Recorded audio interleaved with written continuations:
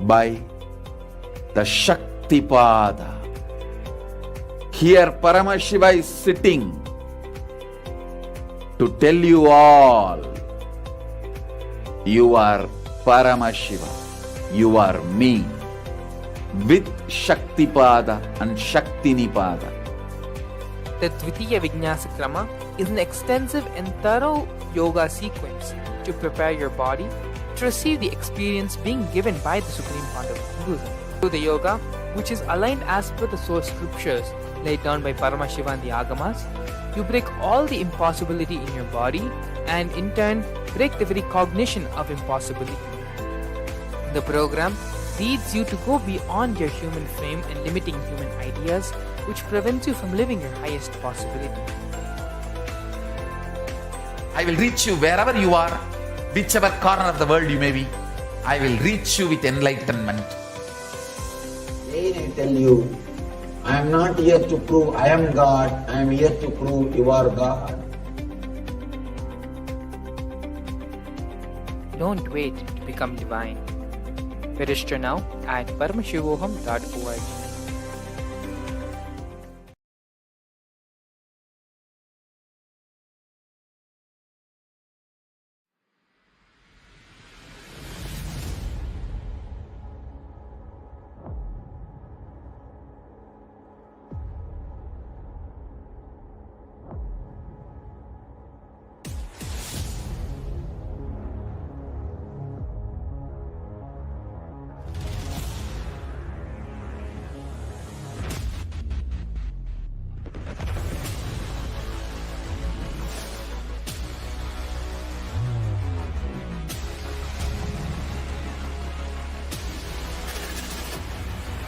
You will become Paramashiva.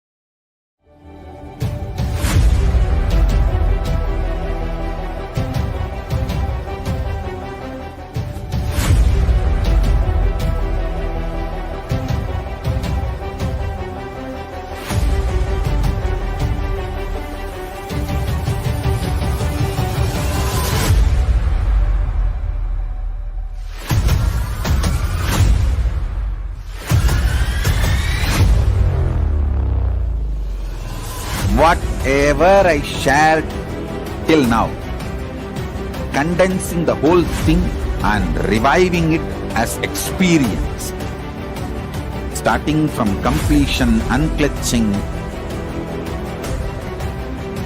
power manifestation, the states of consciousness and the planes, multiple planes, everything.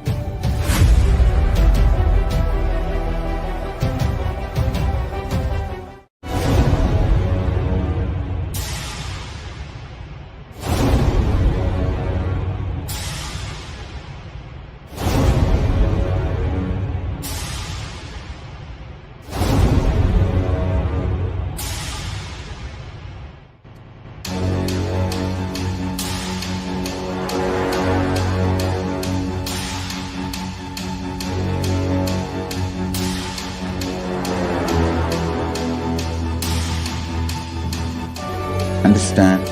Literally last 39 years from the age of 5, whatever Paramashiva manifested through teaching, speaking, writing, every way, condensing the whole thing and presenting it to you all as experientially in these 21 days through this Jnana Charya, Jnana Kriya, Jnana Yoga, Jnana is Mahaparamashivoham. Lifestyle for just Paramashiva. Rituals to be just Paramashiva. Yoga for just being Paramashiva. Jnana just Paramashiva. This Mahaparamashivoham is like literally the ultimate journey in a most safest way.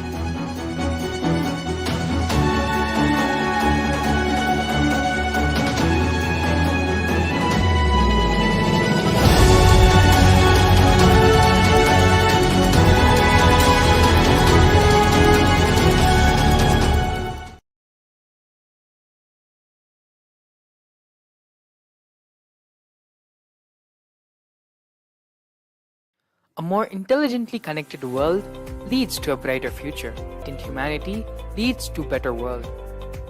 During the Mahaparamashivoham program, we help people to discover their superhuman possibilities and help them to find and achieve the true purpose of their birth by giving them the techniques, practices, and methodologies from the Vedagamas, the original source scriptures of Hinduism. The Supreme Pontiff of Hinduism is reviving the ancient original Vedas and Agamas in all its glory, in a user-friendly way for the modern mind. The Supreme Pontiff of Hinduism is transforming human beings into divine beings, reviving, initiating, and replicating the 463 Agamas revealed by Paramashiva. The Supreme Pontiff of Hinduism is not just giving solutions for every problem man faces, but is making them irrelevant to their lives by transforming human beings into divine beings. Listen. Any argument presented by your mind, body, your present reality to establish you are not Paramashiva. You are not omniscient, omnipotent, omnipresent. Anything presented to prove you are not Paramashiva is illegitimate. Decide this. This is super determinism. Understand? Anything you declare as illegitimate will lose power over you, will die in few days, few minutes, maybe in few weeks, whatever few days it takes. It will not have power over you. Understand? This is the method for sudden enlightenment. This is the method for sudden enlightenment. It happens by the Shaktipada. Here Paramashiva is sitting to tell you all, you are Paramashiva, you are me, with Shaktipada and Shaktinipada. The Dvitiya Vijnasa Krama is an extensive and thorough yoga sequence to prepare your body to receive the experience being given by the Supreme Pontiff of Hinduism. Through the yoga, which is aligned as per the source scriptures laid down by Paramashiva and the Agamas, you break all the impossibility in your body and in turn break the very cognition of impossibility. The program leads you to go beyond your human frame and limiting human ideas, which prevents you from living your highest possibility. I will reach you wherever you are, whichever corner of the world you may be. I will reach you with enlightenment. Again I tell you, I am not here to prove I am God, I am here to prove you are God. Don't wait to become divine. Register now at paramashivoham.org.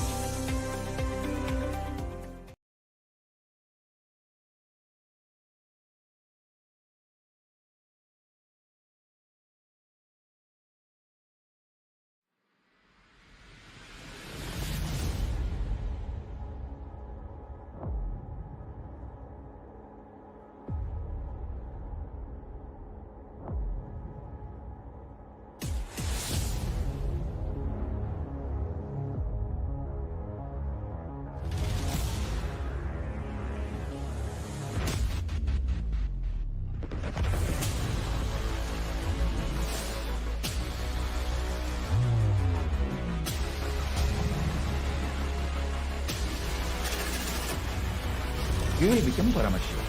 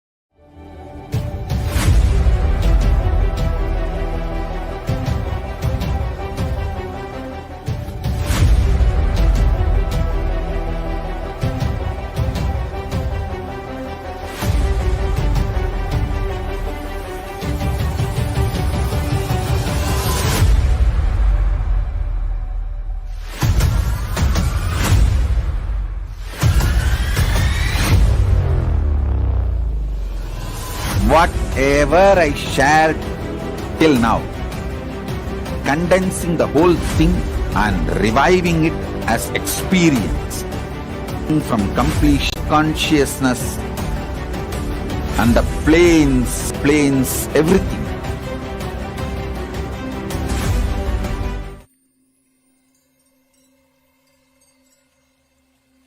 I welcome you all with my love and respect.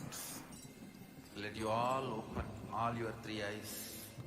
Om Nithyananda Paramashivam.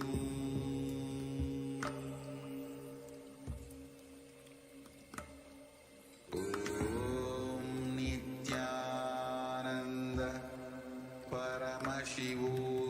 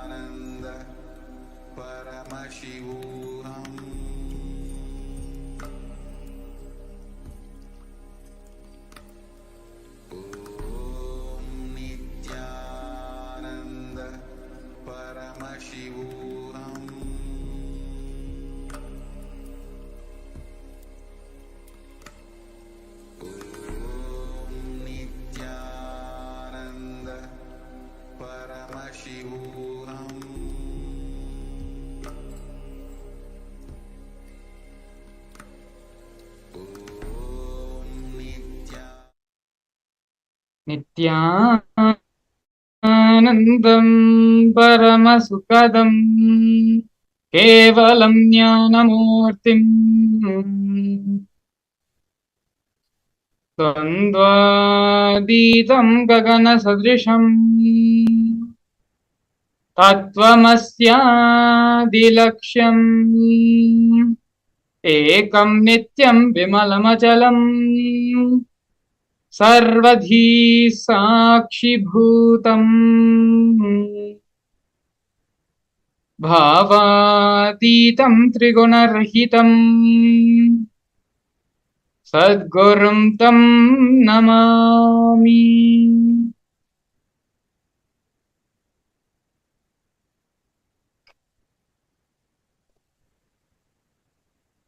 Yes, Nithyanam everyone, we welcome you all for today's another magnificent Bhava Samaya Darshan with the Supreme Pontiff of Hinduism, Bhagavan Sri Nithyananda Paramashivam. Today, the Supreme Pontiff of Hinduism is going to be gracing all of us with the darshan of Dakshinamurthy as the Vidhanya Dakshinamurthy Bhava Samadhi darshan. Before we directly enter into the program, we are first going to be looking at the introduction and learning about who is the Supreme Pontiff of Hinduism.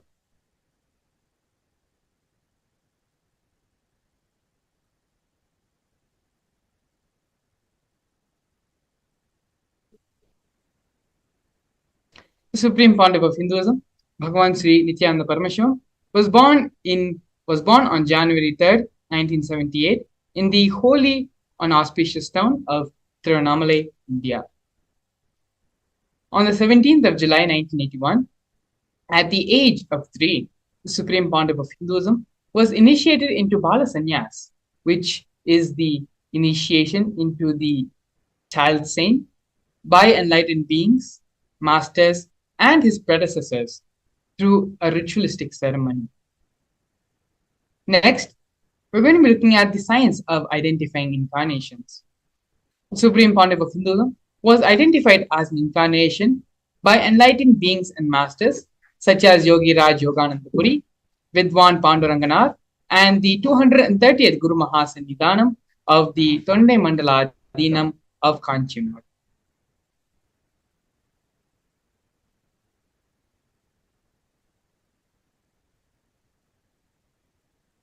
The Supreme Pontiff of Hinduism was coronated at the age of 16 to revive Kailasa. This photograph of the Supreme Pontiff of Hinduism was organized to be taken by his Vedanta Guru, Mata Vibhudananda Puri, also called Mataji Kupamma. You can see there is a conch and a kamandalu, which is the water, to the left of the Supreme Pontiff of Hinduism, and a wooden staff to his right, all of which were given by her as part of the traditional items that are handed over, along with the official induction as the successor into the lineage.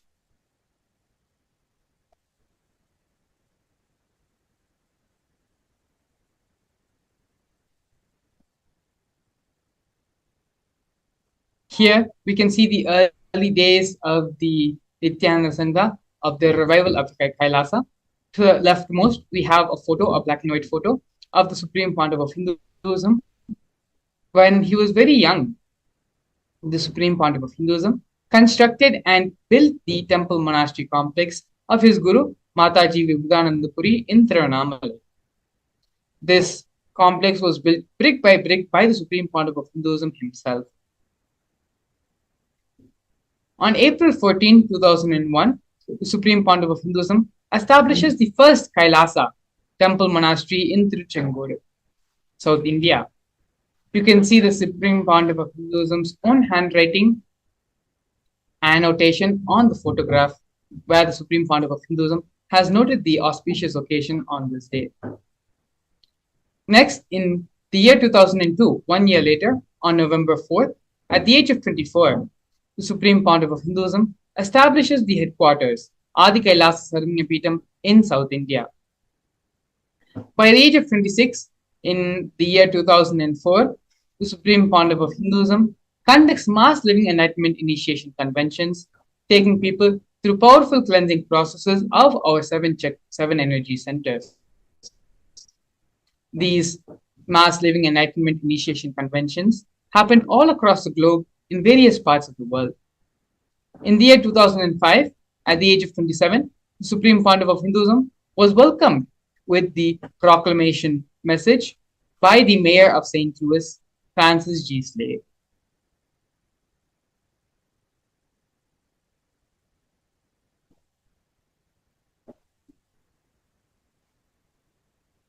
Here we can see the Supreme Pontiff of Hinduism conducting the Mass Living Enlightenment Initiation Conventions all across the globe, in various parts of India, in various parts of North America, in Canada, and many more places. Here we can see glimpses from these Mass Living Enlightenment Conventions. One such convention happening in Oklahoma, in the Medical Baptist Center in the United States.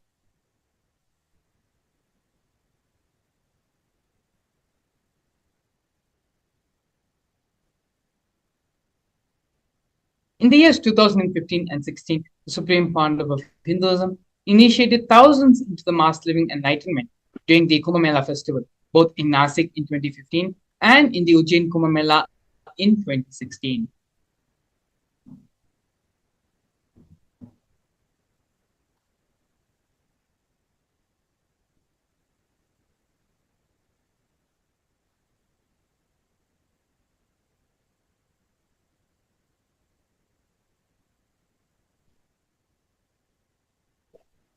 Here we can see the various coronations of the Supreme Pontiff of Hinduism. Where the first coronation which happened to the Supreme Pontiff of Hinduism was when the Supreme Pontiff of Hinduism was very young. And at that time, the Supreme Pontiff of Hinduism was ordained as the 233rd Guru Mahasannidhanam of Kanchi Kailasa Sarvanyapeetham, which is the Tonde Mandaladhinam. In the coming years, the Supreme Pontiff of Hinduism was coronated as the incumbent emperor of the Suryavamshi Surangi Samrajya, was coronated as the 23rd Guru Mahasannidhanam of Dharma Mukti Swargaparamadhinam.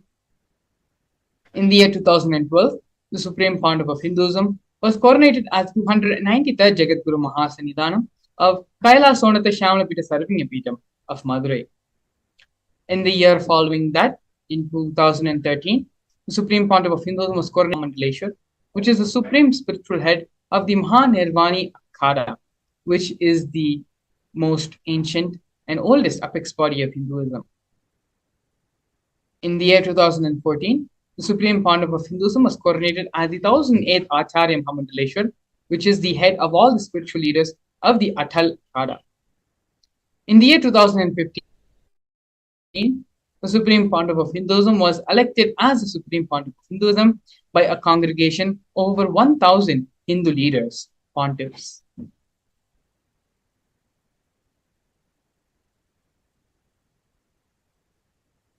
Here, we can see and learn about the Kailasa nation. The sovereign state of Sri Kailasa is a macrocosmic, ancient, enlightened Hindu civilizational nation, whose vision is living enlightenment for all of humanity.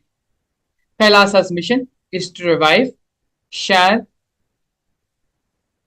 with today's world the practical applications of the greater science of authentic Hinduism, including Hindu cosmic physics, Hindu alchemy, Hindu cosmology, Hindu biology, Hindu mathematics, the power manifestation science, and other sciences as revived by the Supreme Pontiff of Hinduism. These sciences were once practiced freely in over 56 nations across the continent, but are now facing extinction due to the persecution over a millennium.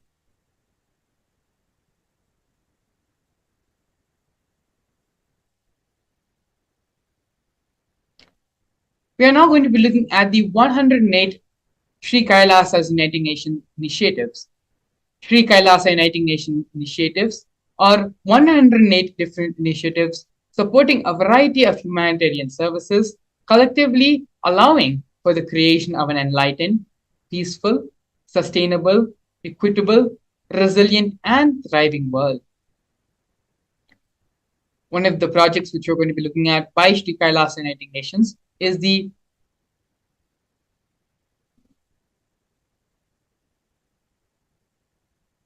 No Hungry Home project offered by Sri Kailasa United Nations for nutritious food and a hunger-free world. Kailasa, over the past 27 years, has served more than 1 billion meals. Every month for the past 27 years, Hindu ASMT community has served Annadan, and a total of 3 million Annadans have happened in Kailasa and in all the various branches and embassies of Kailasa. These Annadans were provided for all in religious gatherings to everyone without discrimination. 10,000 meals are served daily, free of cost, and up to 100,000 meals are being served on festival days.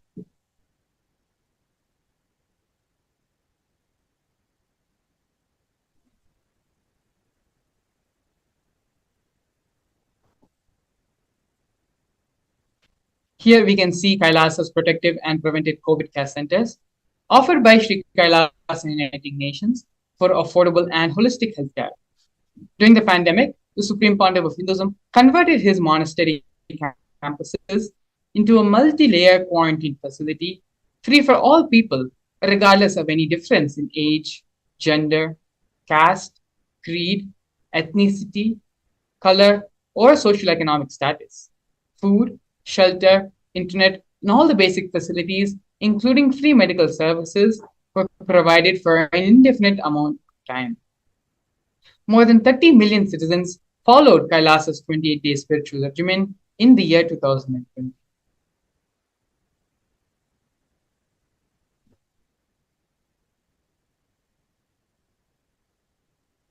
Next, the university and the Nithyananda Gurukul, both offered by Sri Kailasa Uniting Nations for education reform and development. The Nithyananda Hindu University is established by the Supreme Pontiff of Hinduism and is the world's largest Hindu university. Nithyananda's Hindu University has more than 20 million enrollments, 7,000 free courses, and extended campuses in 150 different countries.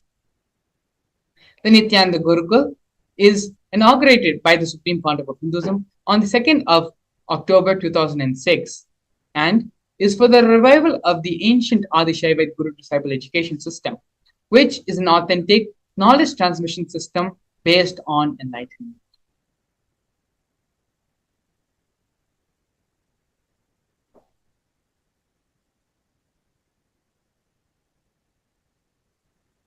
Here, we're looking at the Nithyananda Jnanalaya project and the Hinduismpedia offered by Sri Kailasa Uniting Nations for the protection of Hindu scriptures.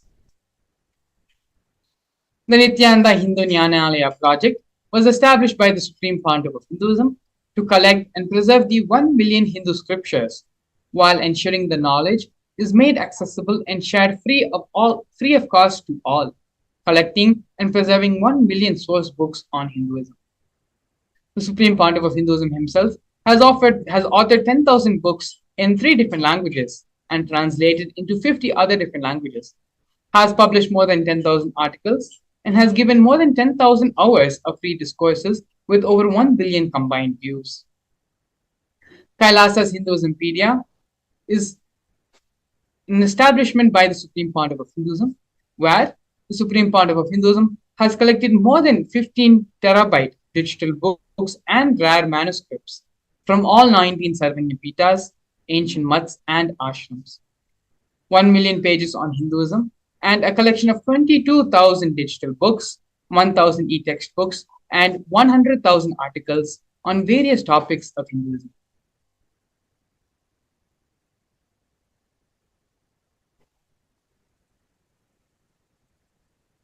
Here we're looking at the confluences for world peace offered by Sri Kailasa Uniting Nations for global peace and religious harmony.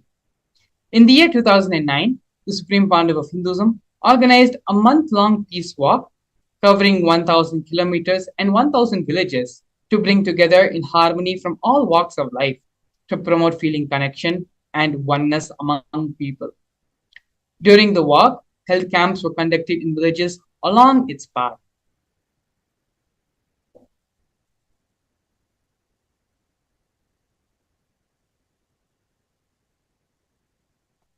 Next, we have Sri Kailasa Uniting Nations for Feminine Empowerment and Gender Equality, offering women empowerment programs.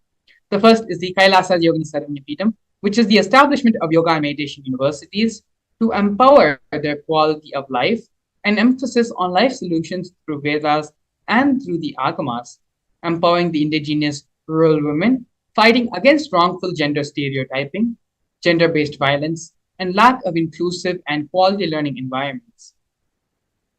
Some of these initiatives include the Nithyananda Kailasa's Nithyananda Lakshmi project, which is a microfinancing service, Kailasa's Women Foundation and Women Empowerment Self-Help Centers, which was launched in 108 places around the world since its initiation in 2009.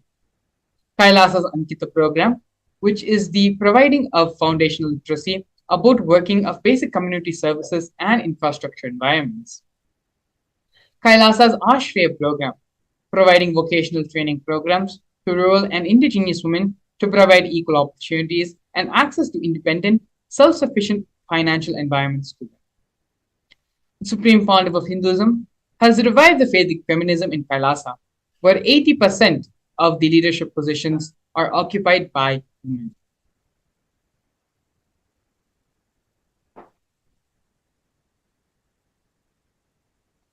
Next, we are looking at the offerings made in nations for yoga in the form of the Nityananda Yoga.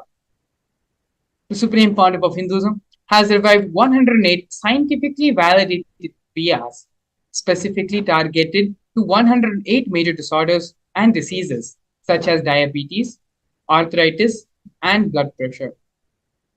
The Supreme Pandav of Hinduism is also reviving the ancient pole yoga, which is the Shivastambha yoga, and rope yoga, which is the Kundalini Raju yoga, in which yogic asanas, postures, and weight balancing techniques are performed to create the yogic physiology, aligning it to the cosmic geometry that manifests superconscious powers. Not only that, but the Supreme Pandav of Hinduism has also been awarded 2 Guinness World Records for the largest rope yoga class and the largest Shivastambha class, with bringing worldwide attention to these extraordinary forms of yoga.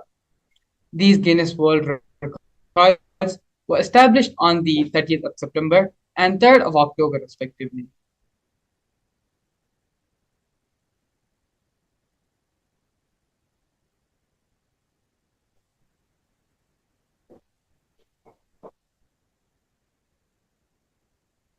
Next, we have one of the most historic moments in Kailasa history, where Kailasa, the first nation of Hindus, led by the Supreme Pandav of Hinduism, Bhagwan Sri Nithyananda Paramashivam, spoke on behalf of the 2 billion Hindu diaspora at the 14th session of the United Nations Forum on Minority Issues.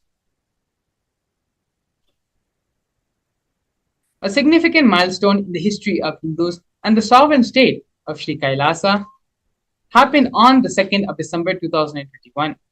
His Excellency Sri Nitya Moksha Priyananda, Ambassador Extraordinary and Plenipotentiary of Kailasa, represented the persecution of Hindus at the 14th session of the United Nations Forum on Minority Issues.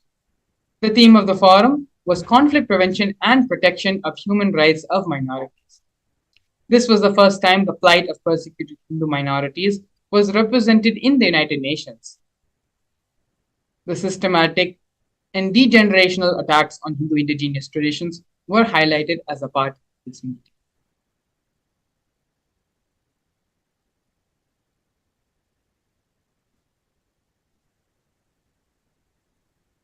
Here we're looking at the various illegal persecutions and attacks happened on Kailasa and on the Supreme Pontiff of Hinduism. Over 70 assassination attempts and physical attacks have happened on the Supreme Pontiff of Hinduism in India and abroad. 40 attacks on community members, destruction of temple monasteries and properties, over 60 incidents of attacks of molestation and rape of women and women, intense lawfare through the 100 different false cases, legal cases being falsely accused and put on the Supreme Pontiff of Hinduism, intersectional persecution using the entire government mechanism, politically owned media, police, and judiciary controlled by politicians, inciting mob violence via the social media.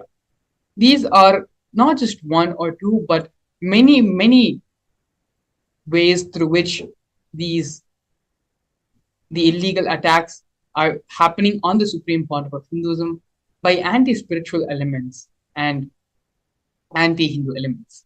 Despite all this, all the attack, all the illegal persecution happening on the Supreme Pontiff of Hinduism, the Supreme Pontiff of Hinduism having the resolution and in his unwavering devotion and commitment to his gurus and to the revival of the Kailasa nation, the only nation for Hindus, the Supreme Pontiff of Hinduism has now successfully established Kailasa nation. We are now going to be looking at, in the next segment, a very powerful and important part of the Supreme Pontiff of Hinduism's contributions to humanity, and that is the science of power manifestation. We're going to be looking at what exactly is power manifestation, the Shastra Pramana, scriptural reference for power manifestation, as well as a live demonstration of the various powers given by Paramashiva in the Agamas with the grace and blessings of the Supreme Pontiff of Hinduism. We will be back after a short break, in which we're going to be exploring and learning about the power manifestation science. A more intelligently connected world leads to a brighter future. An enlightened humanity leads to a better world. During the Paramashivam program, we help people to discover their superhuman possibilities and help them to find and achieve the true purpose of their birth by giving them the techniques, practices, and methodologies from the Vedagamas, the original source scriptures of Hinduism. The Supreme Pontiff of Hinduism is reviving the ancient original Vedas and Agamas in all its glory, in a user-friendly way for the modern mind. The Supreme Pontiff of Hinduism is transforming human beings into divine beings, reviving, initiating, and replicating the 463 powers from the Agamas revealed by Paramashiva. The Supreme Pontiff of Hinduism is not just giving solutions for every problem man faces, but is making them irrelevant to their lives by transforming human beings into divine beings. Listen. Any argument presented by your mind, body, your present reality to establish you are not Paramashiva. You are not omniscient, omnipotent, omnipresent. Anything presented to prove you are not Paramashiva is illegitimate. Decide this. This is super determinism. Understand? Anything you declare as illegitimate will lose power over you, will die in few days, few minutes, maybe in few weeks, whatever few days it takes. It will not have power over you. Understand? This is the method for sudden enlightenment. This is the method for sudden enlightenment. It happens by the Shaktipada.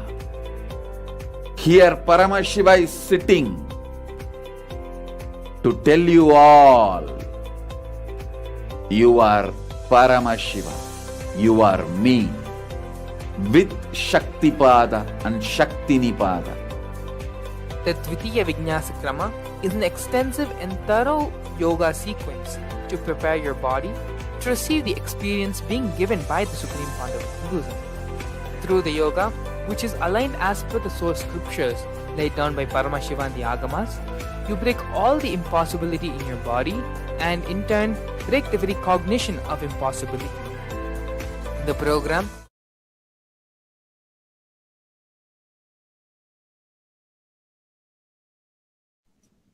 Nithyanandam, we welcome all the viewers watching us live on our social media platforms, on the official Supreme Pandava of Hinduism, Nithyananda Paramashivam YouTube channel, and the official Facebook page, to this powerful and beautiful session on manifesting powers. In this session, we're going to be understanding and learning various aspects of power manifestation, like how is it helpful and how is it beneficial to our lives, what is the difference between the other people who manifest Shaktis, who manifest Siddhis, and the initiated disciples who manifest Shaktis.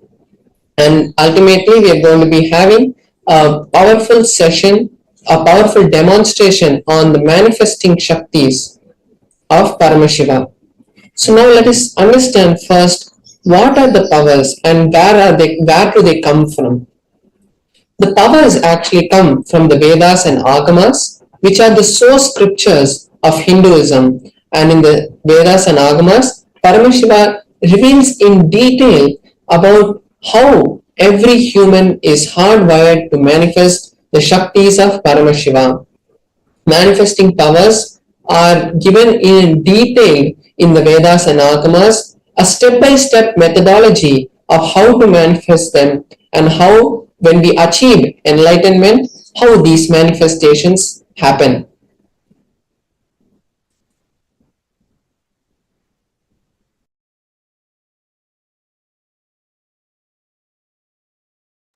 Now we'll be seeing the difference between the Shaktis and Siddhis. The Shaktis are powers that manifest from the space of enlightenment. Means when you reach that space where you are Paramashiva, it manifests from that space. But Siddhis, on the other hand, manifest when you do tapas. And when you do tapas, you accumulate good karma and you accumulate punya, which protects you, but which manifests through you as Siddhis. Because when you hold that space for the cosmos, you get these, but these will distract you. It's like when the churning happens, or first the water all comes out, and finally the milk comes out. And the Siddhis are like the water which comes first when we do the churning to get the butter, and at the end the Shaktis are the real butter which we want. And then the other difference is the Shaktis manifest after initiation of the Guru, and Siddhis happen only when you do tapas, and it's not for anyone. Everyone and anyone don't manifest the Siddhis, but any ordinary human can manifest the Shaktis after the direct initiation from a living enlightened master or the incarnation. And then the other difference is Shaktis are permanent and Siddhis are not permanent, and they distract you from the path of enlightenment.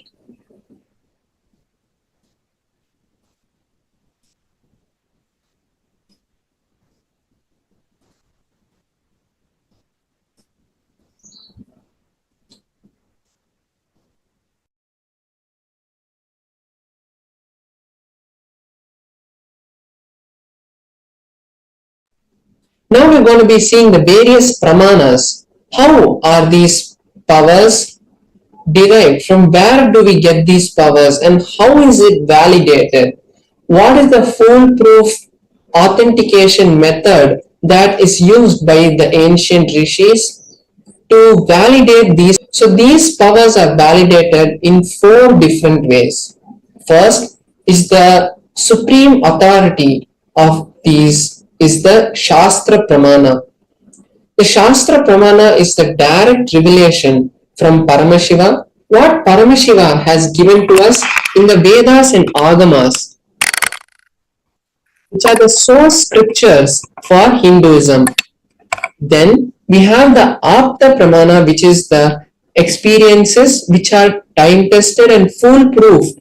And after thorough research, the ancient rishis, who are the scientists and the enlightened masters who have come before, like Ramana Maharishi and Ramakrishna, their experiences about these powers, how they manifested and how they had taught their disciples. So that is the Apta Pramana. The Atma Pramana is the validated experiences of the Supreme Pontiff of Hinduism.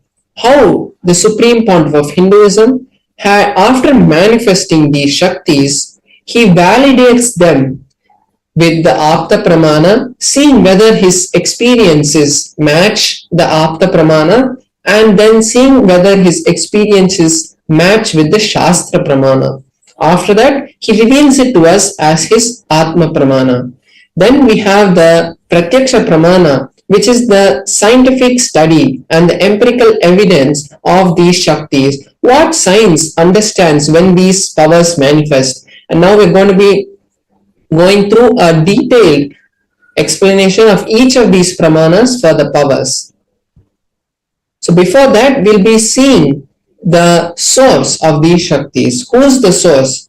So as I mentioned before, the source of these Shaktis, Paramashiva, is the primordial divinity, and he is the ultimate reality and the self-effulgent.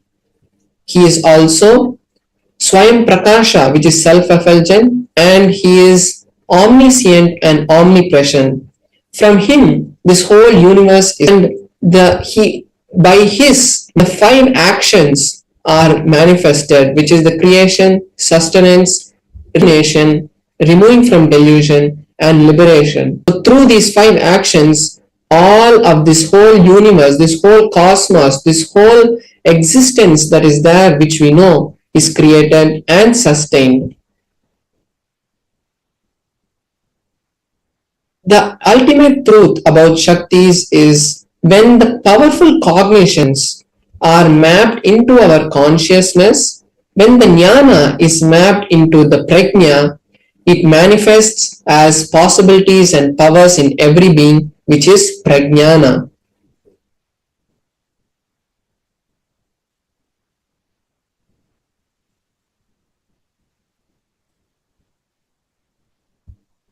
Now we are going to be seeing a detailed explanation for each of these pramanas that we saw, the Shastra Pramana, Apta Pramana, Atma Pramana, and the Pratyaksha Pramana.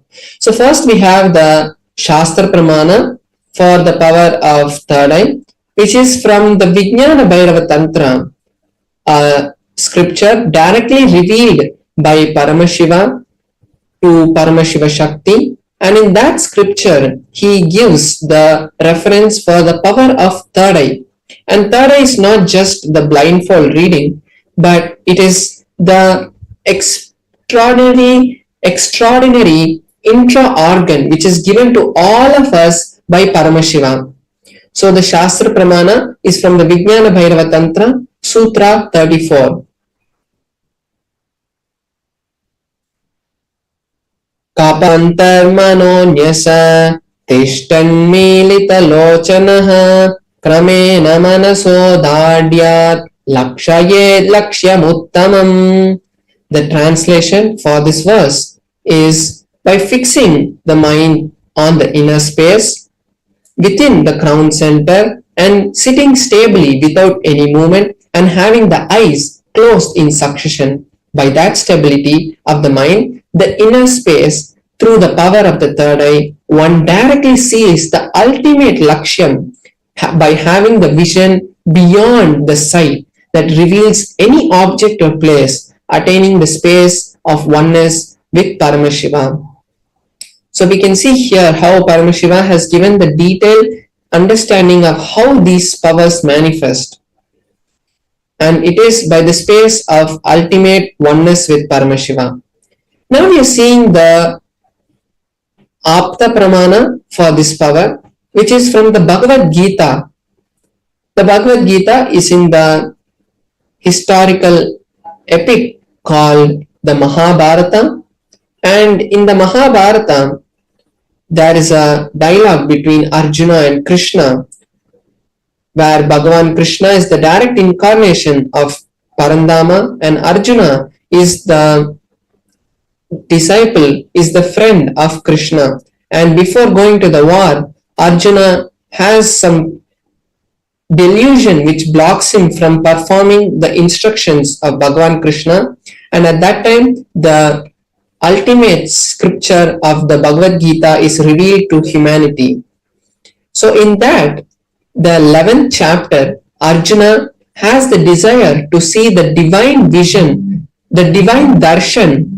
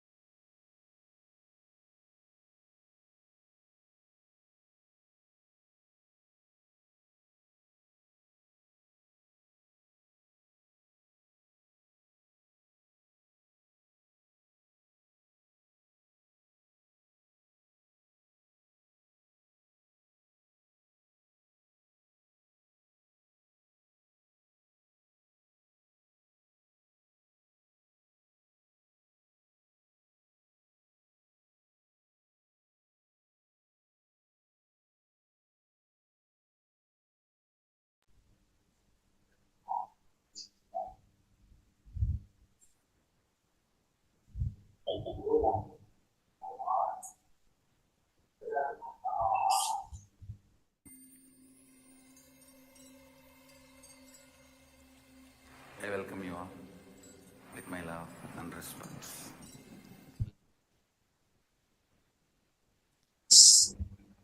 Sorry for the technical glitch.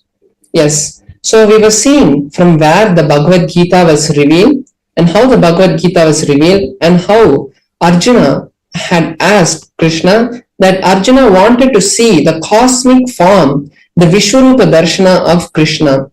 So Arjuna asked Krishna, and Krishna says to Arjuna, "You cannot see my cosmic form with these physical eyes of yours. Therefore, I grant you the divine vision of the third eye. Behold my cosmic opulence." So this is the 8th verse of the 11th chapter. And after that, what happens is Arjuna sees, Arjuna's third eye is awakened, and Arjuna is able to see the Vishwarupa Darshana of Bhagavan Sri Krishna. And then in the whole 11th chapter, Arjuna narrates that beautiful darshan that he has. Next, we'll be seeing the Atma Pramana of the Supreme Pontiff of Hinduism, how he experienced this power.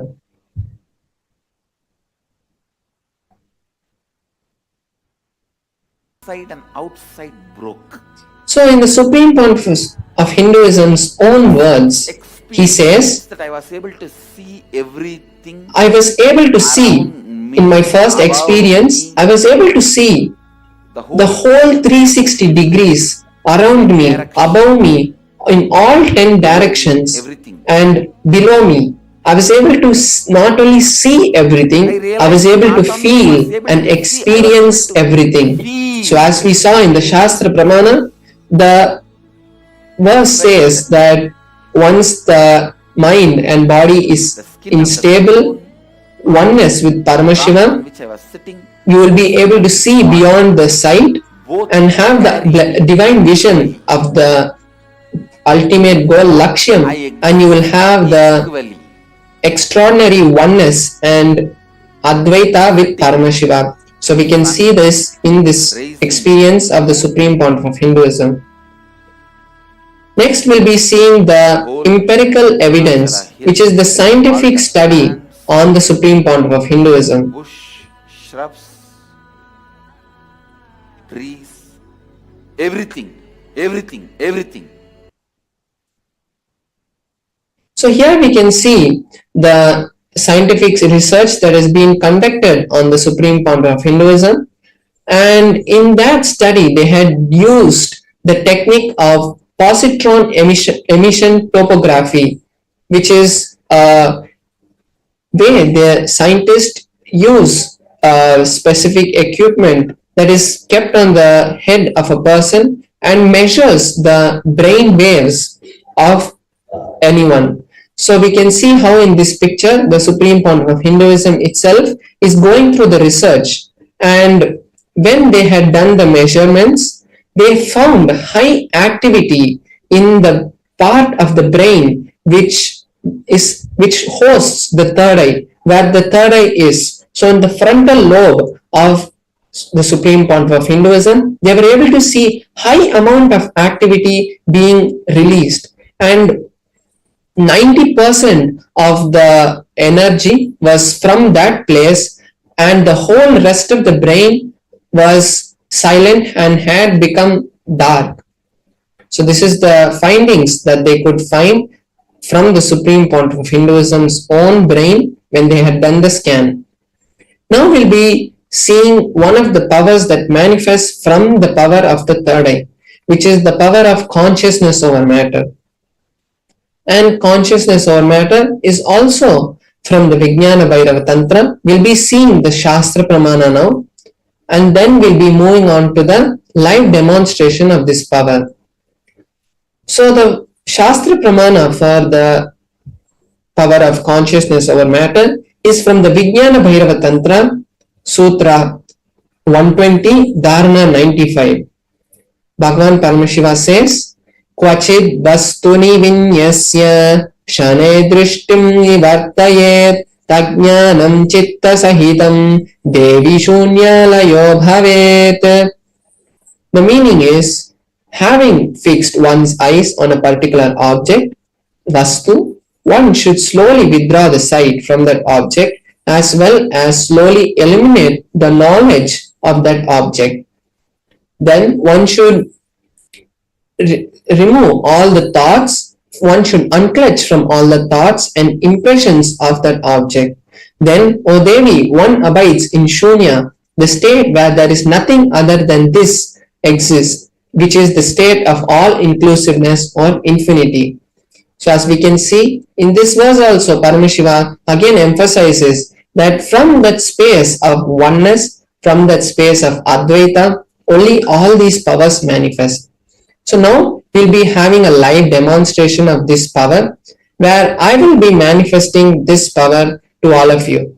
So how we are going to be manifesting is, I'm going to be having my Atma Linga, which is a crystalline linga, which is energized directly by the Supreme Pontiff of Hinduism, and where he installs the direct energy of Paramashiva. It is a living form of Paramashiva that is given to all of us. And then with this Atmalinga, I'm going to be placing it on my hand, and through the oneness with Paramashiva, we're going to be seeing the Atmalinga stand. The greatness of this power is not that the Atmalinga stands, but when the Atmalinga stands, we really experience Paramashiva, and it gives all of you viewers who are watching us now that direct experience of Paramashiva happening, because we don't see Paramashiva physically manifest in our life other than through the Supreme Pontiff of Hinduism. But when Paramashiva wants to show that he is really manifesting through you and give you the confidence that he is alive and reciprocating to all your prayers, Paramashiva manifests through these divine Shaktis that he has given to us in the Vedas and Agamas.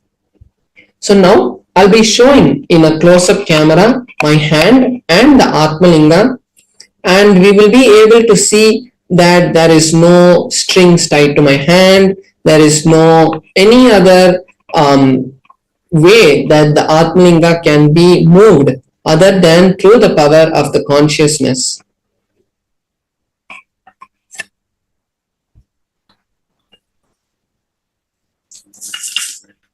So here we can see my hand and the Atmalinga. And the Atmalinga, as I said, mentioned before, it is made of a crystalline material, and the Atmalinga cannot be moved by a magnet.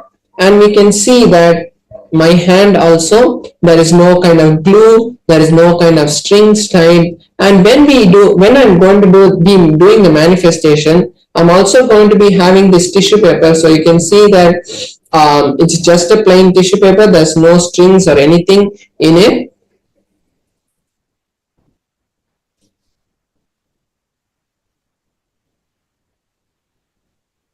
So it's just a plain tissue paper, and I'm just going to fold it so that it's a bit more stronger. So here's the tissue paper, and now I'm going to be placing my Atmalinga on my hand. And when I manifest, I'll be showing you that I'll be doing this to show that there is no strings tied. So even now we can see that there is no strings tied. As I'm going in a full 360-degree rotation around my Atmalinga, we can see that even when I move my hand also, there's no movement in the Atmalinga itself. The Atmalinga is stable. So now I'll be chanting the Mahavakya intensely, and when I do that, we will be seeing that directly the Atmalinga is standing, and it is not as I mentioned before, it is not to prove that we can manifest powers, but it is to show that Paramashiva is manifesting through all of us. So because of that, and when we manifest these powers, the most important thing that happens is we are creating an ecosystem, a Vata Varna, where any desire that we have, because we are in oneness with Paramashiva, any desire that we have automatically manifest, because it becomes the desires that happen in us starts to directly be downloaded by Paramashiva. Only what he wants start manifesting through us, because we start to understand that we are Paramashiva.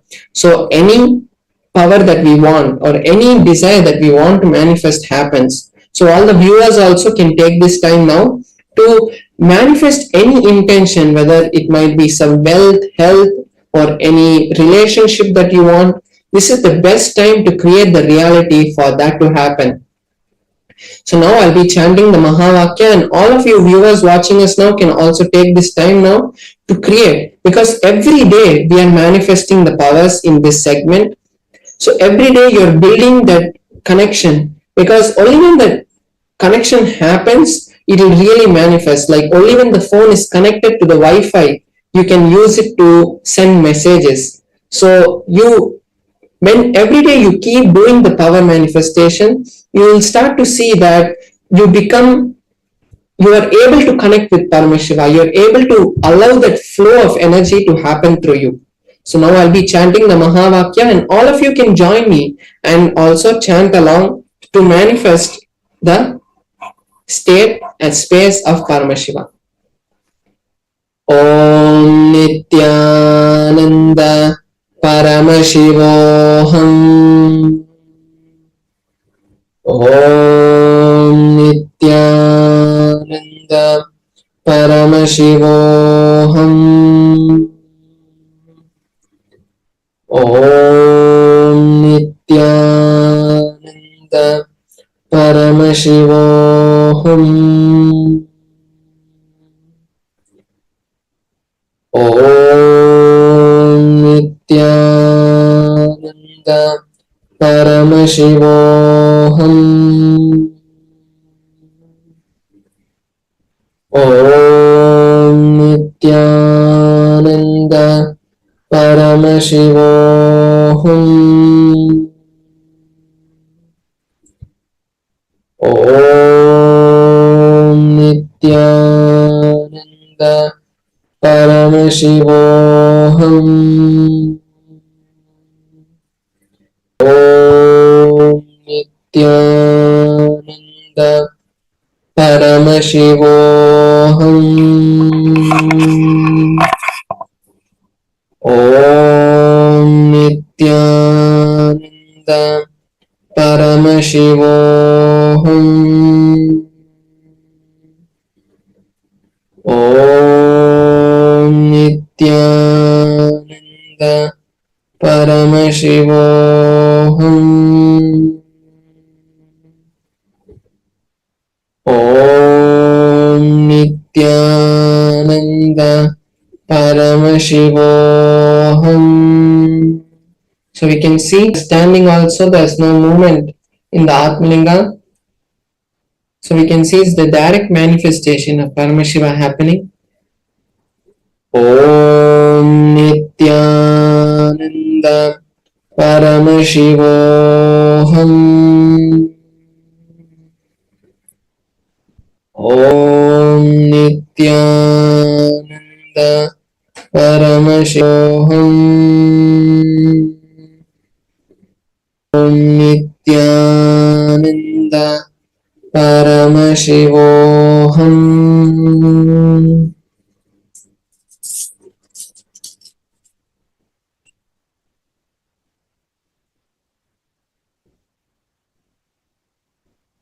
So we saw the beautiful manifestation of the Atmalinga moving, and this is the best opportunity for all of us to create any reality that we want.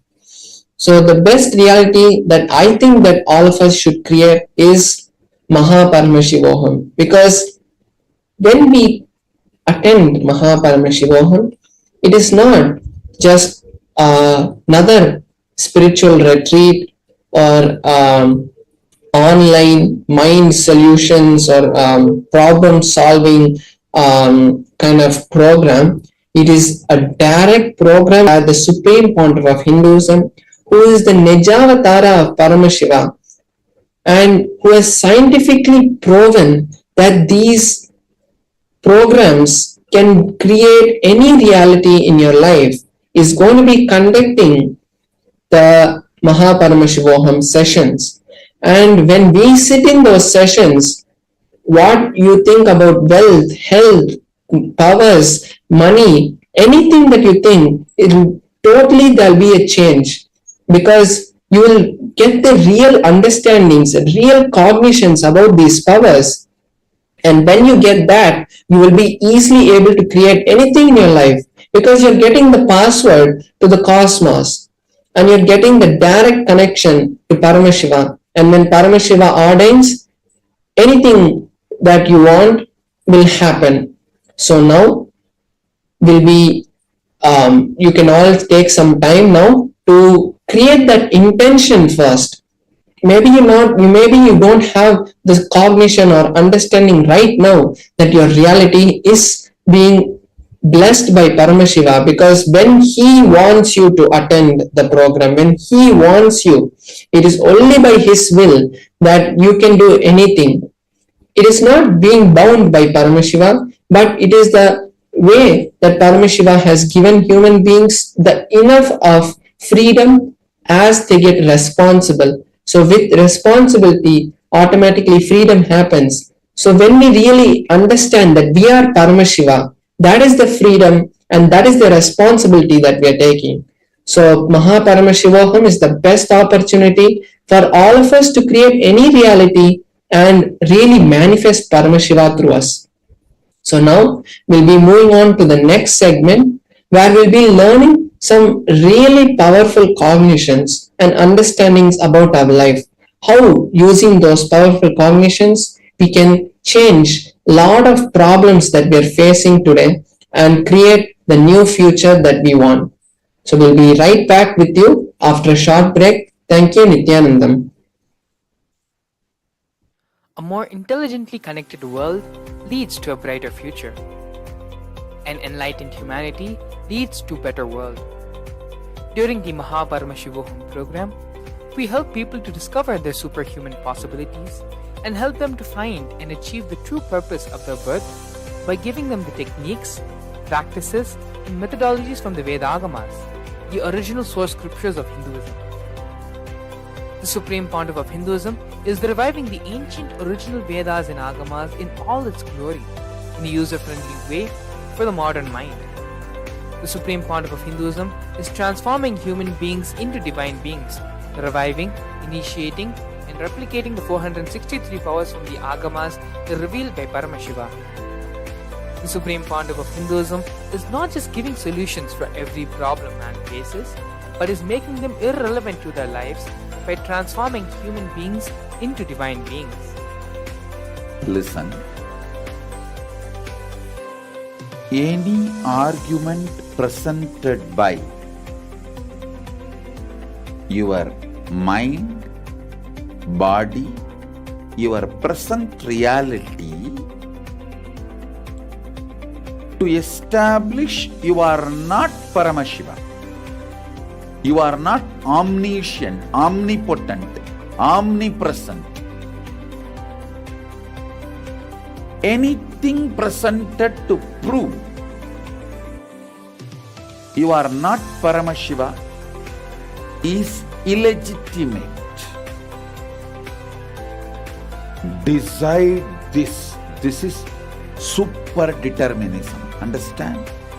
Anything you declare as illegitimate will lose power over you, will die in few days, few minutes, maybe in few weeks, whatever few days it takes.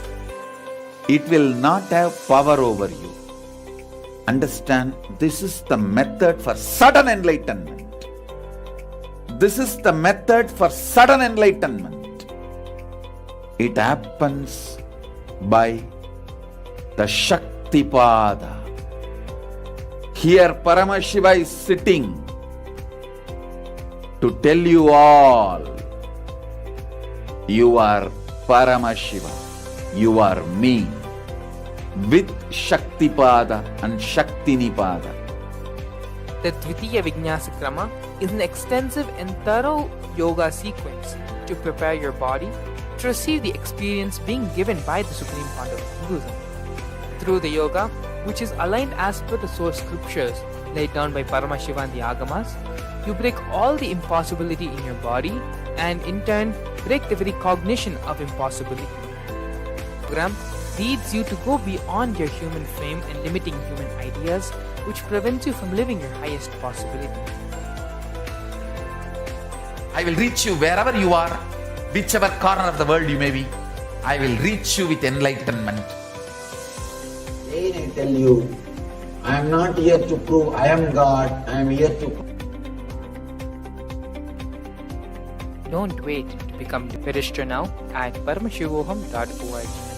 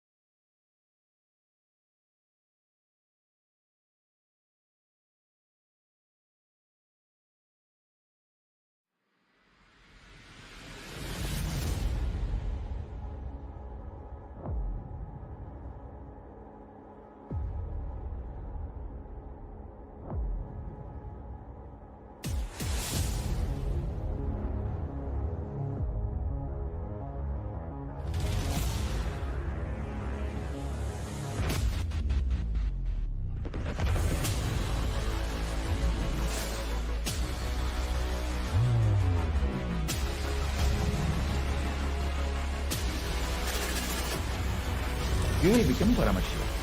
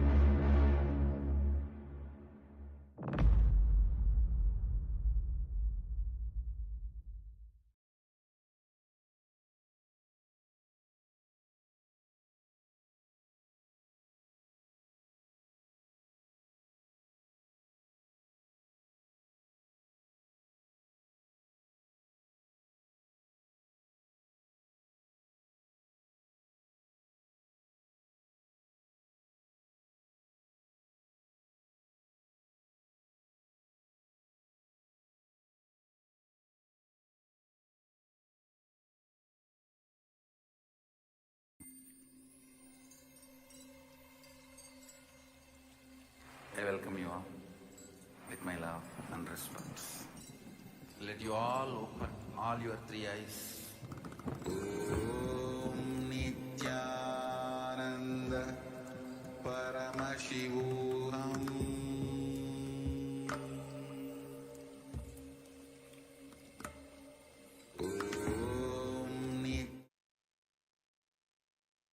Yes, Nithyananda everyone, we're back.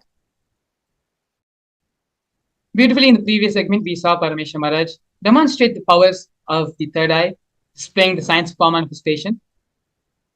Paramashivam Maharaj, with the grace and blessings of the Supreme Founder of Hinduism, was successfully able to manifest the power of consciousness over matter, where the Atmalinga in his hand he was able to move it from being in a horizontal flat position to a vertical standing position.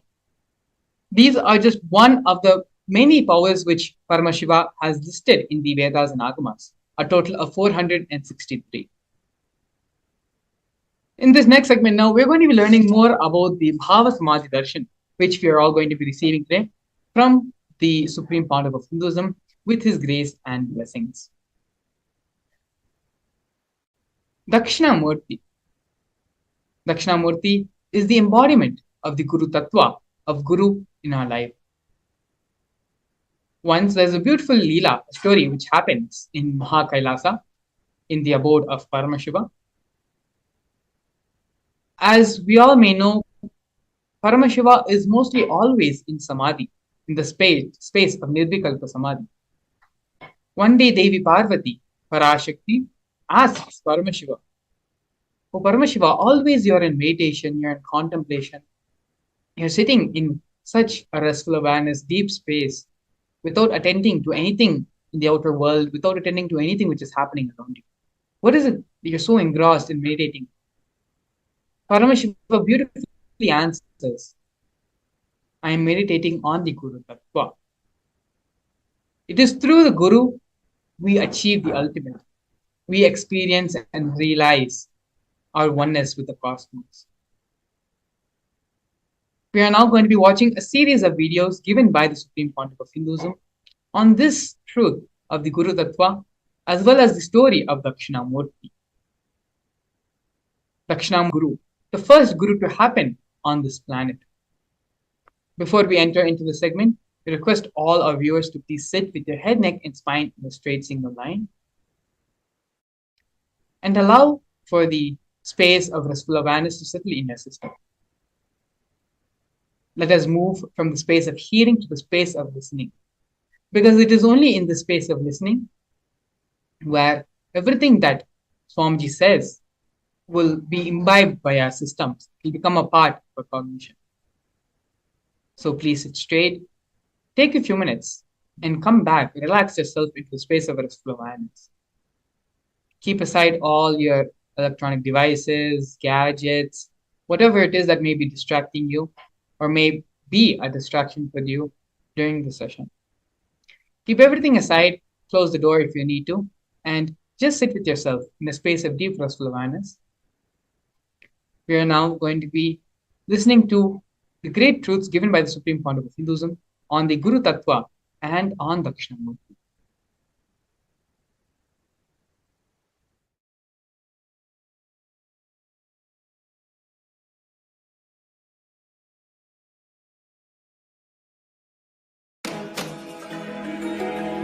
When we say Dakshinamurthy teaches in silence, it is not that he never utters a word, but just by a word, he will transmit petabytes of information.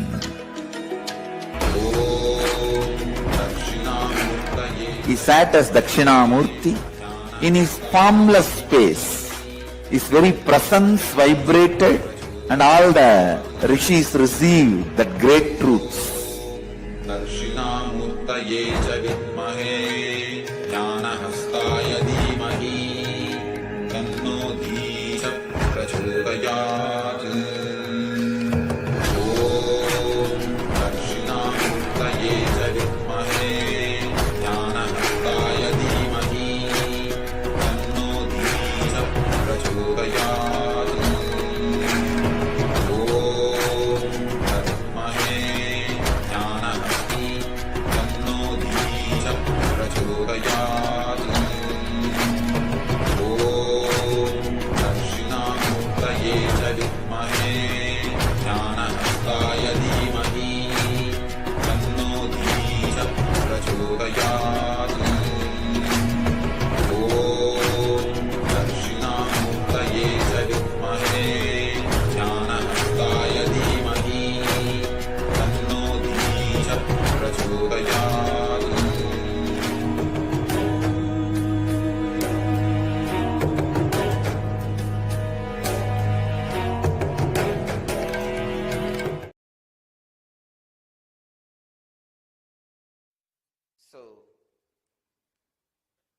Silently, Shiva lands in the Tarugavana as a handsome young man.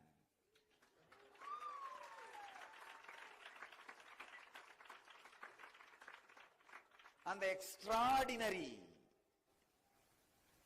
glow and the energy which is beyond skin, the extraordinary radiance, tejas, beyond the skin color, extraordinary attraction beyond the size of the body, he manifested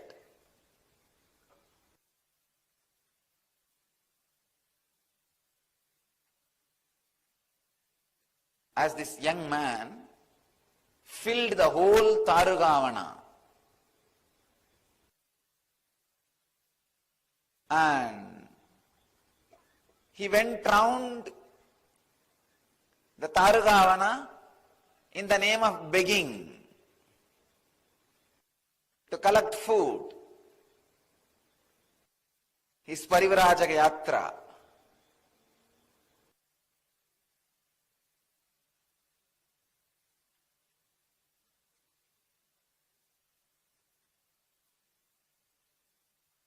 All the wives of the rishis saw this extraordinary charismatic energy expression. Fortunately, they were not bitten by the snake intellect. They were not caught in the arrogance.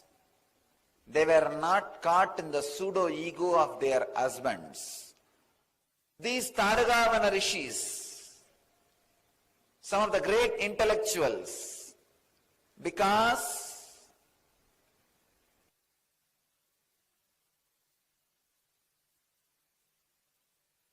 they felt they can do anything they want through the power of yajnas. They started experiencing or feeling the subtlest problem of life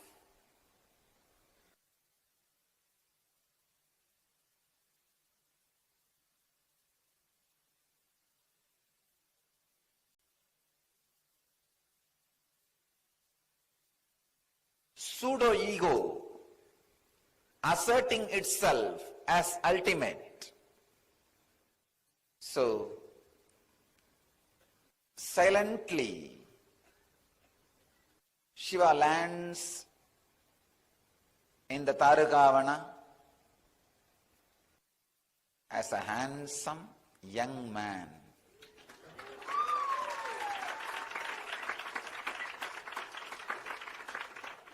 And the extraordinary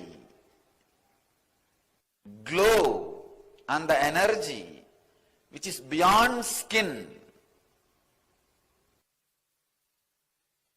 the extraordinary radiance, tejas, beyond the skin color, extraordinary attraction beyond the size of the body, he manifested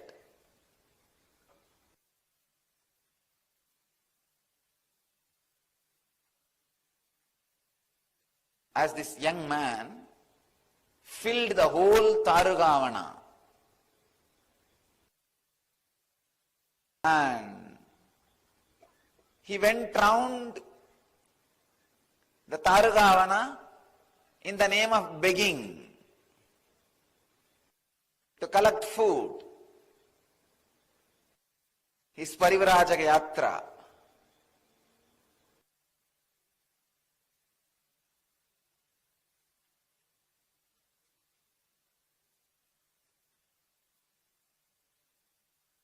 All the wives of the rishis saw this extraordinary charismatic energy expression. Fortunately, They were not bitten by the snake intellect. They were not caught in the arrogance. They were not caught in the pseudo-ego of their husbands. They saw this young man, ascetic, a sadhu, walking in the streets, asking for alms. Not only they gave food, they just lost themselves in his presence and glory.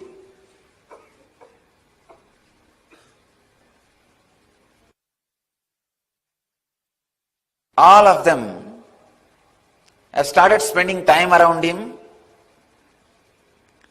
started listening to his teachings.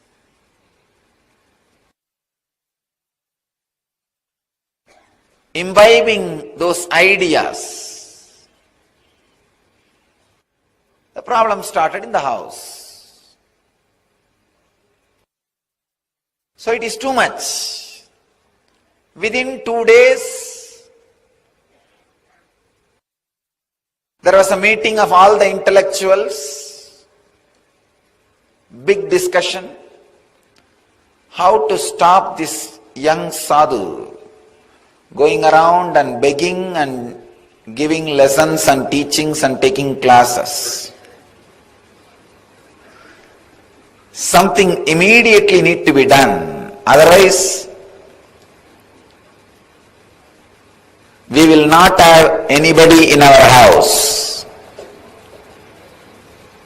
We will be left all by ourselves. Everybody has started following them. They created a violent plan. We need to destroy him, finish him off. So they gathered.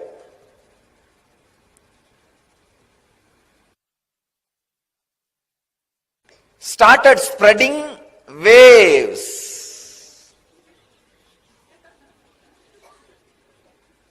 Those days, yajna. Those days, yajna means what? Creating certain kind of waves and sending all over the world. They organized a huge yajna and started chanting different mantras, started creating negativity and sending it towards him. Those intellectuals commanded the Damaru, go and kill that man and come, kill that sadhu. Damaru came with all its speed. The young sadhu was sitting under the banyan tree.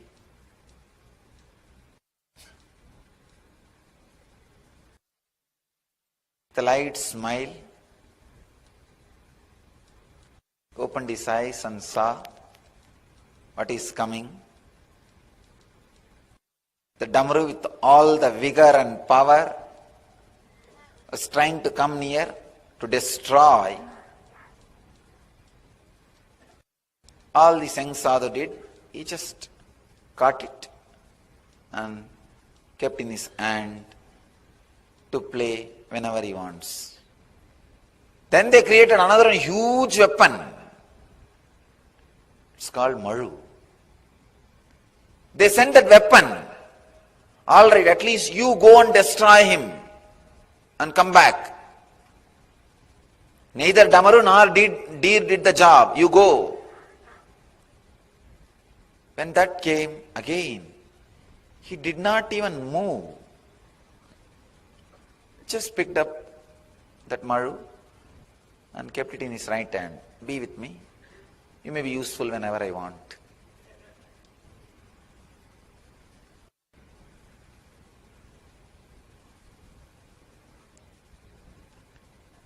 It's too much. Then they created a tiger out of that fire and sent. Mahadeva not only killed the tiger, took out that skin, started wearing it as dress.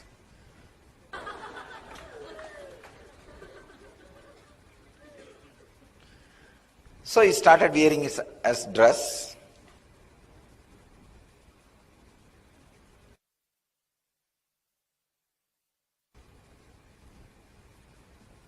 Then they created an elephant. Again, different energies.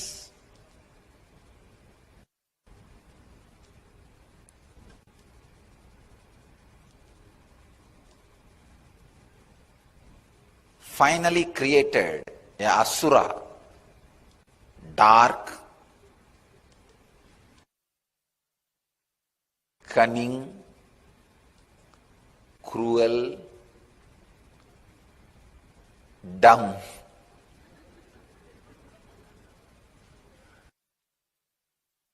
Muyalaka. They said, you go and do some conspiracy, create some problem, destroy this young sadhu. Shiva did not even bother. He just picked him up and put him at the feet. He was dead. But these asuras are dangerous. Even if they are dead, you have to always keep one foot on them so that they don't come back. He puts his feet.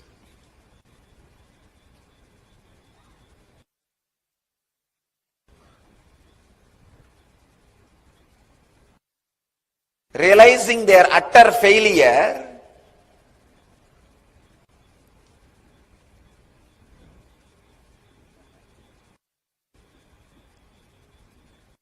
they tried to do all possible things.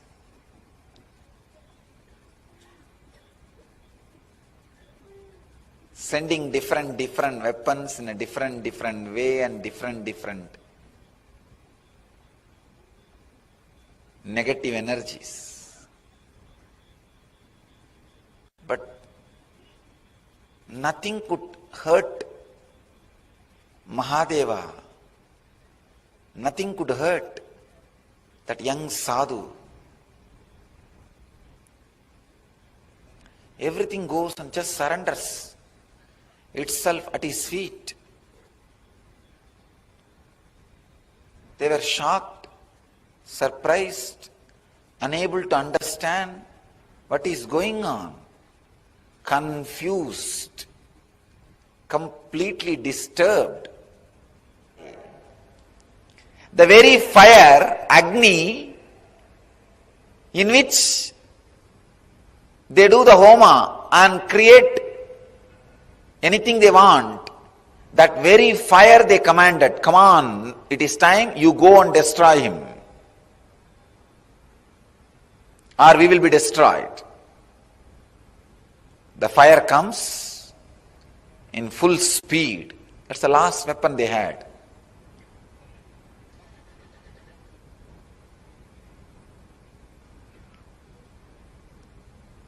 Shiva did not even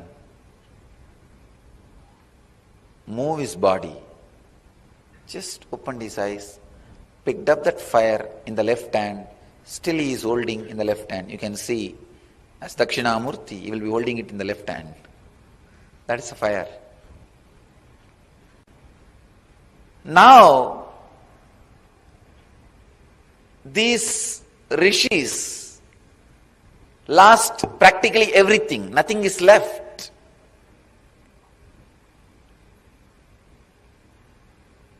It is too much, too strong lesson for them.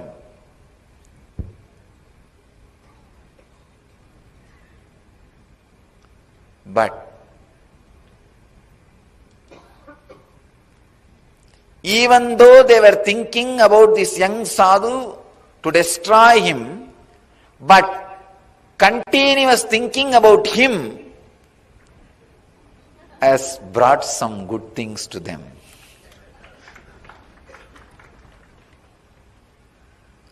Those rishis are fortunate.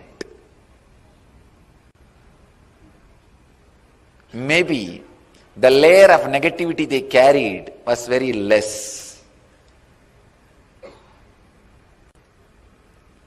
Just because they were constantly thinking about him, they finally decided, if there is somebody who can stand all the negative things we can do and still be calm, composed and continue what he wants to do, then he must be extraordinary power.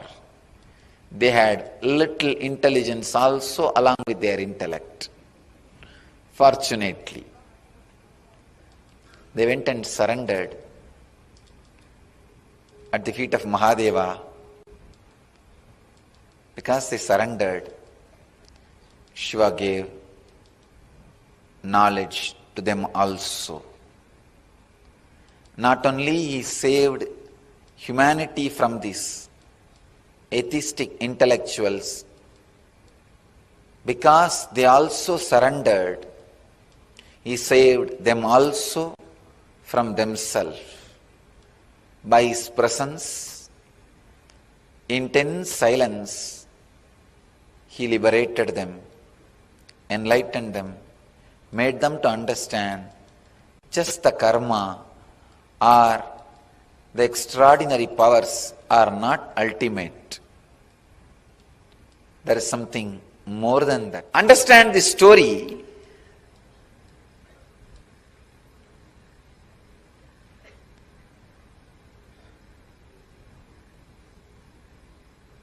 When Guru assumes the human body,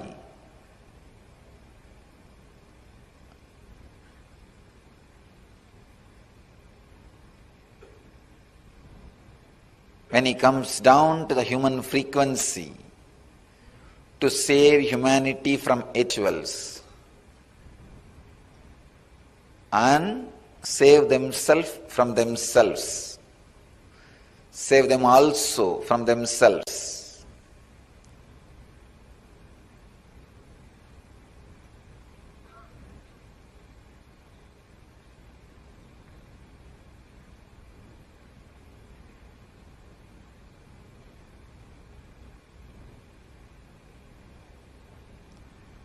The extraordinary silence he radiates itself is power.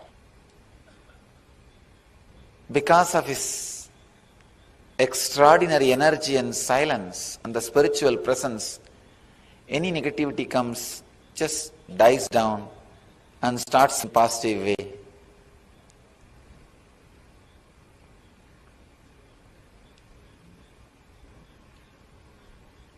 After all that, after all this attack,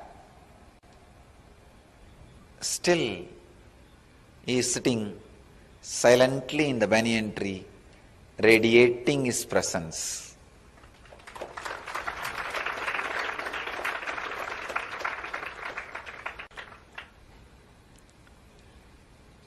The inner space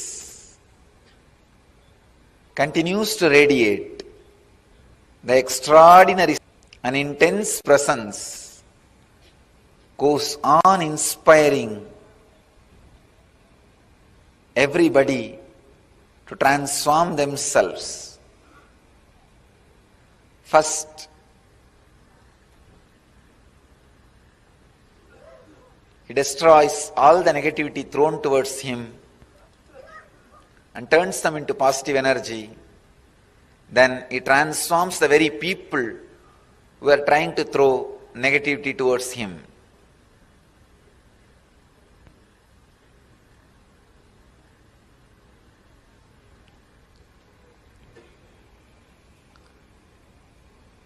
Remember, in each one of you, there is an inner space which is Dakshinamurthy, Shiva happening in human body, Atma Guru, who goes on transforming any negativity thrown at you as positive. Any incident happening, life throws at you, understand, bring it to that space, it will turn that into positive. If life is throwing fire at you, bring it to the Dakshinamurthy. He will turn that into positive. Anything brought to him turns positive.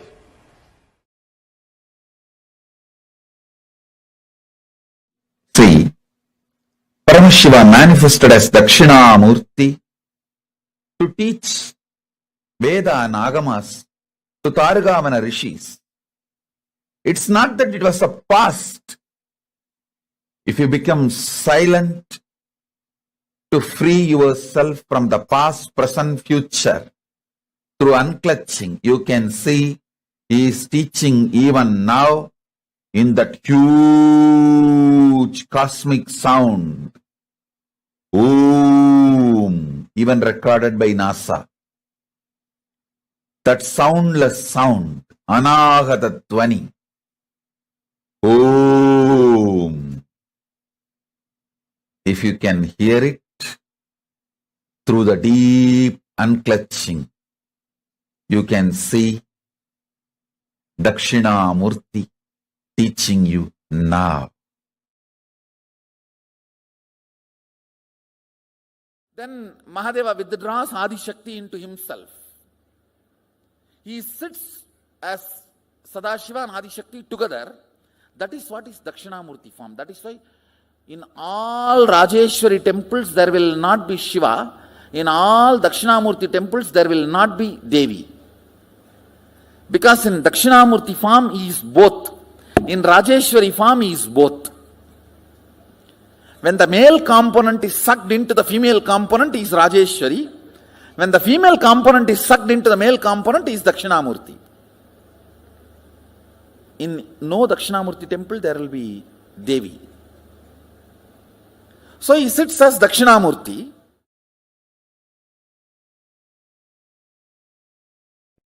Dakshinamurthy is from the Mahasadashiva's, Paramashiva's face of Ahora, destruction, rejuvenation. From that face, Dakshinamurthy comes out. Meaning, all the great truths are ferocious. It will just purify you. It will just burn all your non-chastity, cheating, silly patterns and conversations with your life. It looks very paradoxical.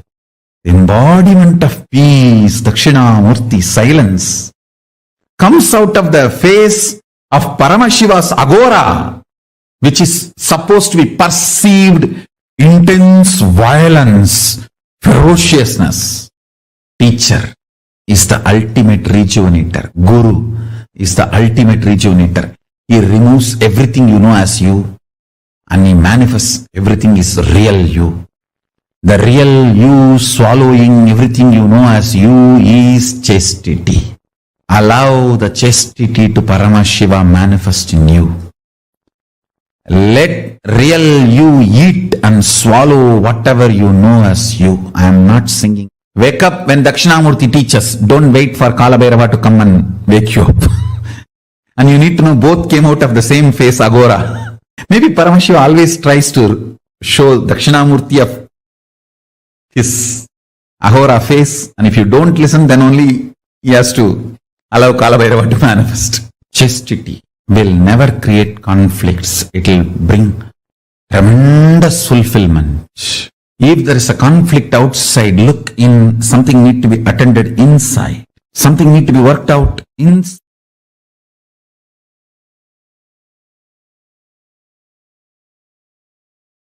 Ferociousness is a straight, intimate, raw, integrated way Guru deals you, handles you. If he has to strategize and present himself very sweetly to you, understand you do not have an integrated relationship with him. You have a ship. he will also be having a strategic relationship.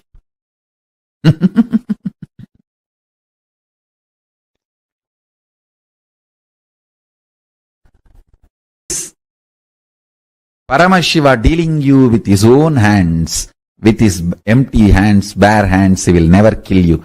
He will only hug you. Anything you see other than ferociousness, all forms of sweetness, is handling you through a strategy, means some weapon. The weapon may be looking very comfortable,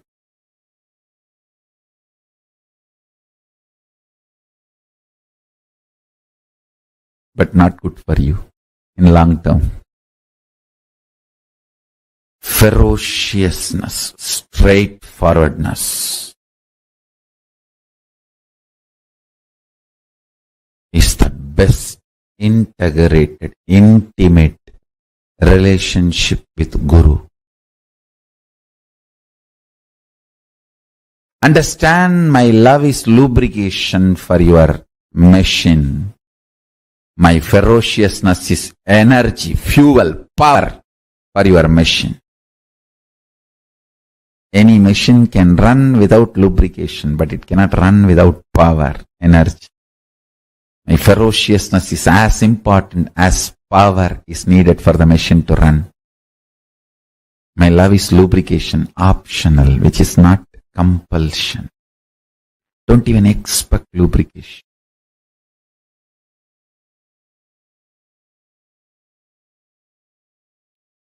Sound of Dakshinamurthy and silence of Dakshinamurthy need to be understood in reality. See, the silence of Dakshinamurthy is not the soundlessness. Any sound you can only hear in certain decibel. If it goes below that decibel, you can't hear. If it goes above that decibel, you can't hear. Dakshinamurthy's silence is above decibel. That decibel which you can't hear, beyond your capability of hearing, that decibel sound is Dakshinamurthy's silence. So Dakshinamurthy's silence is not soundlessness. It is beyond the sound you can hear. Same way, listen carefully. Dakshinamurthy's silence is not soundlessness. It is beyond the sound which you can grasp, perceive, hear. The human ear has a dynamic range of the threshold of 120 to 130 decibel. You can neither hear below 120 decibel nor you can hear above 120 decibel. Sorry, 0 to 120 to 130. I can say 0 to 130 decibel. Listen carefully. Human ear has a dynamic range of 0 decibel to 130 decibel. If something is below the 0 decibel, you can't hear. Something is above the 130 decibel, you can't hear. Dakshinamurthy's silence is above the 130 decibel. It is not soundlessness. It is the sound which is beyond your capability to perceive, beyond your range. Same way, Dakshinamurthy's visual silence. See, Dakshinamurthy's verbal silence is the sound which is beyond your perception. Same way, Dakshinamurthy's visual silence is not darkness where nothing exists. No. It is supernal effulgence, where all your ability to visualize disappears into a supernal effulgence, like 7 colors of the rainbow disappear into the sun's bright shining.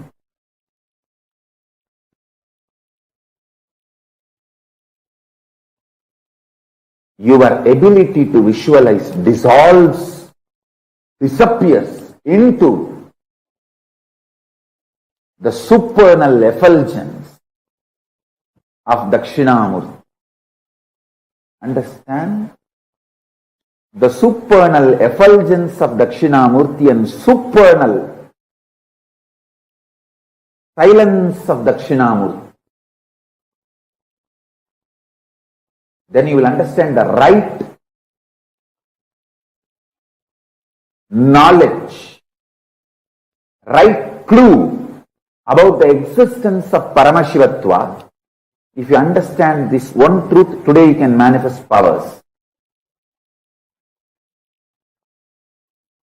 The common frequency the human ear can hear is like a 20 to 2000 hertz. 0 decibel to 130 decibel maximum. 20 to 20,000 hertz or 0 to 130 decibel. That's it. If it is below 20 hertz, you can't hear. If it is above 20,000 hertz, you can't hear.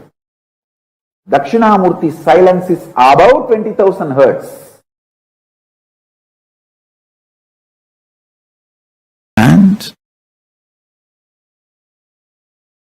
Nirvikalpa Samadhi. Paramashiva resides in Nirvikalpa Samadhi and radiates it in the form of Dakshinamurthy.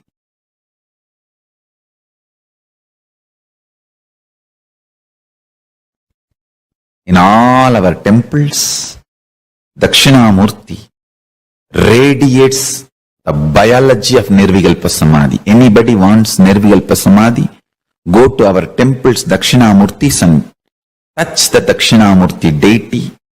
Do puja. Sit in the front of Dakshinamurthy, front of the third eye of Dakshinamurthy, and just see him with your third eye.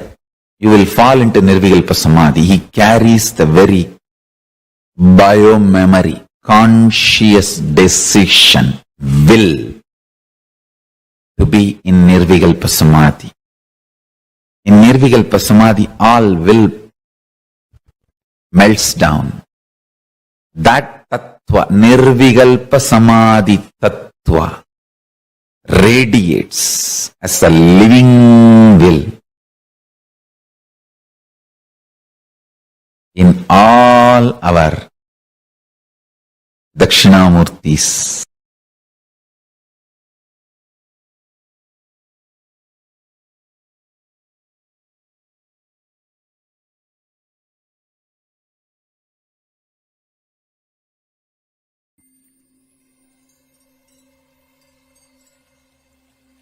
I welcome you all with my love and respect.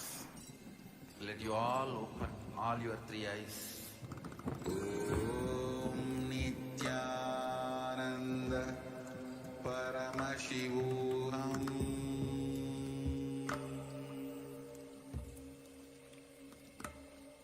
Om Nithyananda Paramashivam.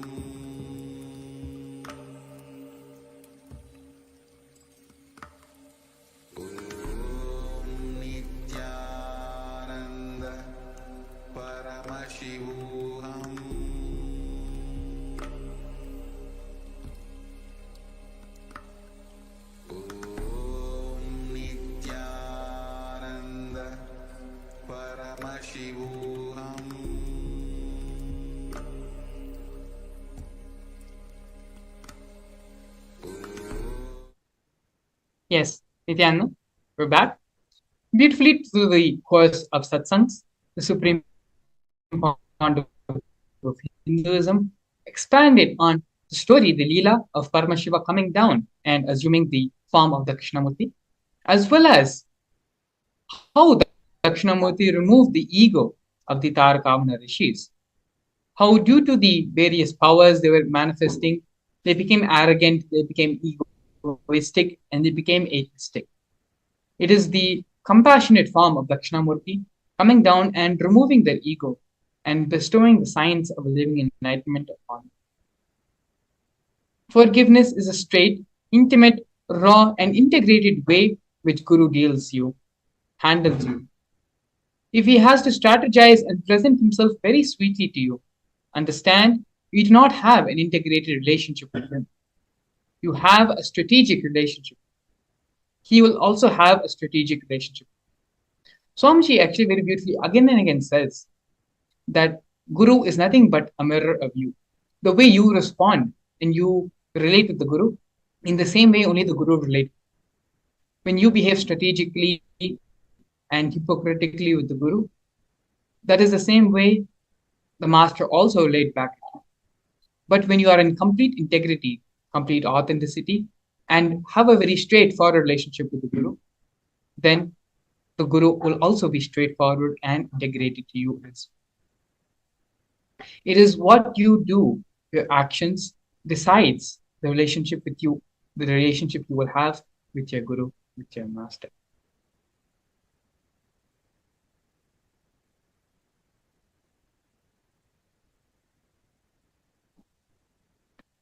It is now time to align ourselves to have integrity with the Guru. Let us first pen down three situations where we have allowed ourselves to be strategic and not straight with ourselves. Even before we start identifying where and all we have been non-integrated and have missed integrity, have been strategic with the Master, let us first understand in our own life, where are we handling ourselves strategically? Where are we handling ourselves without being straightforward, being hypocritic? Please take a few minutes. Let's first pen down the three situations in the life where we have been strategic and not straightforward with ourselves.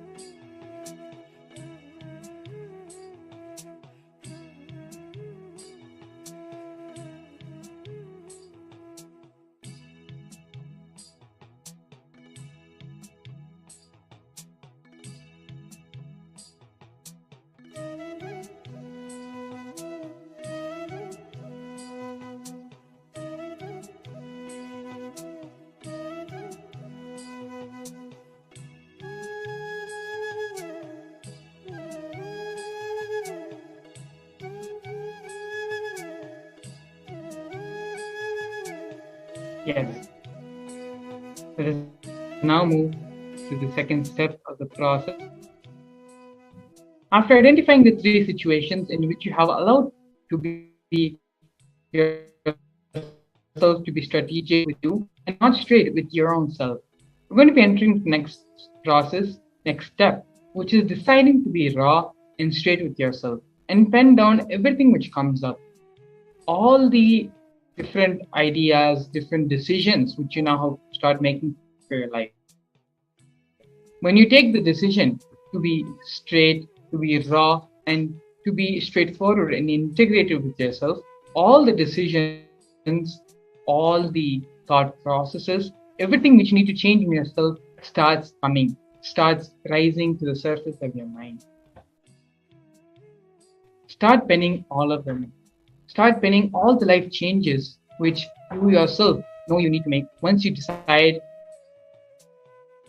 to be integrated with yourself. It is through these various processes which we are going through every single day as a part of the Bhava Samadhi Darshan program, which allows us to become receptive and receive the energy Bhava Samadhi Darshan, which the Supreme Pontiff of Hinduism will be transmitting. So allow yourself to be integrated and straight with yourself about this process, and allow you to be straight with you. Only then can any transformation start happening in you. So please continue the process and pen down all the decisions.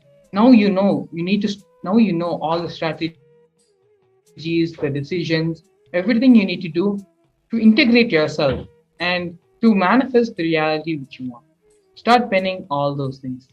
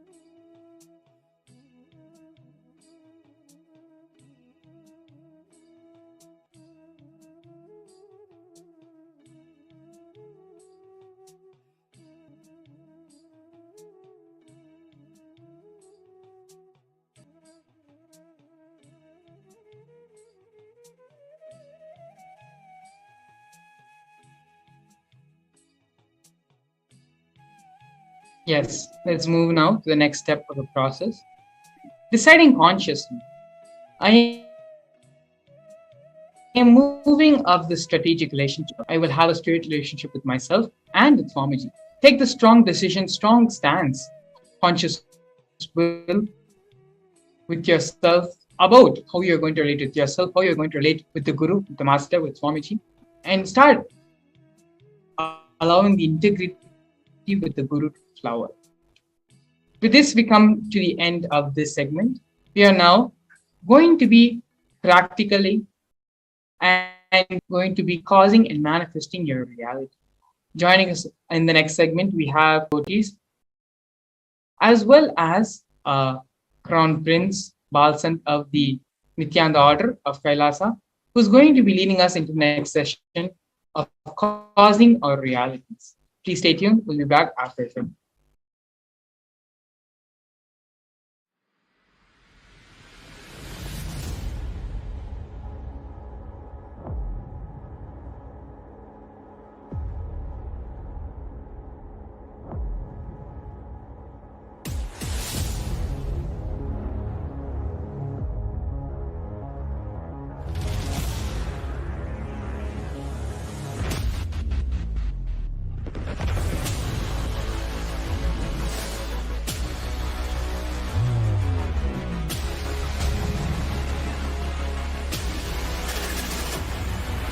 you will become Paramashivam.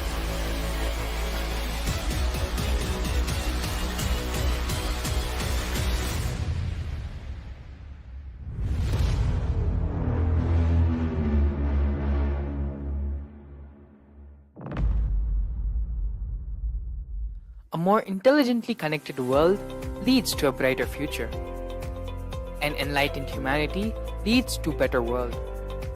During the Paramashivam program, we help people to discover their superhuman possibilities and help them to find and achieve the true purpose of their birth by giving them the techniques, practices, and methodologies from the Vedagamas, the original source scriptures of Hinduism. The Supreme Pontiff of Hinduism is reviving the ancient original Vedas and Agamas in all its glory, in a user-friendly way for the modern mind. The Supreme Pontiff of Hinduism is transforming human beings into divine beings, reviving, initiating 63 powers from the Agamas revealed by Paramashiva.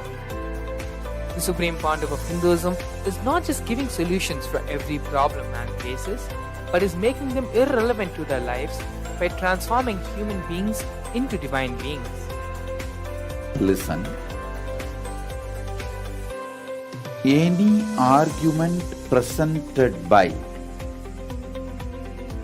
your mind, body, your present reality to establish you are not Paramashiva, you are not omniscient, omnipotent, omnipresent. Anything presented to prove you are not Paramashiva is illegitimate. Decide this. This is super determinism. Understand? Anything you declare as illegitimate will lose power over you, will die in few days, few minutes, maybe in few weeks, whatever few days it takes. It will not have power over you. Understand, this is the method for sudden enlightenment. This is the method for sudden enlightenment. It happens by the Shaktipada. Here Paramashiva is sitting to tell you all, you are Paramashiva, you are me, with Shaktipada and Shaktinipada. The Dvitiya Vijnasa Krama is an extensive and thorough yoga sequence to prepare your body to receive the experience being given by the Supreme Pontiff of Hinduism. Through the yoga, which is aligned as per the source scriptures laid down by Paramashiva and the Agamas, you break all the impossibility in your body and in turn break the very cognition of impossibility. The program leads you to go beyond your human frame and limiting human ideas, which prevents you from living your highest possibility. I will reach you wherever you are, whichever corner of the world you may be. I will reach you with enlightenment. Again I tell you, I am not here to prove I am God, I am here to prove you are God. Don't wait to become divine. Register now at paramashivoham.org.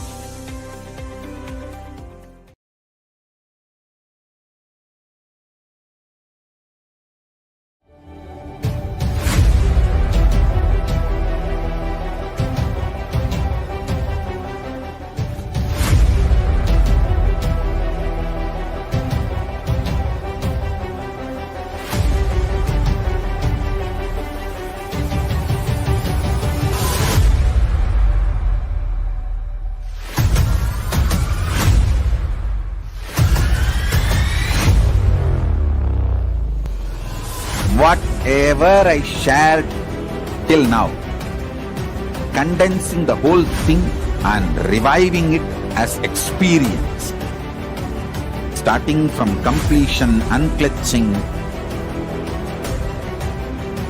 power manifestation,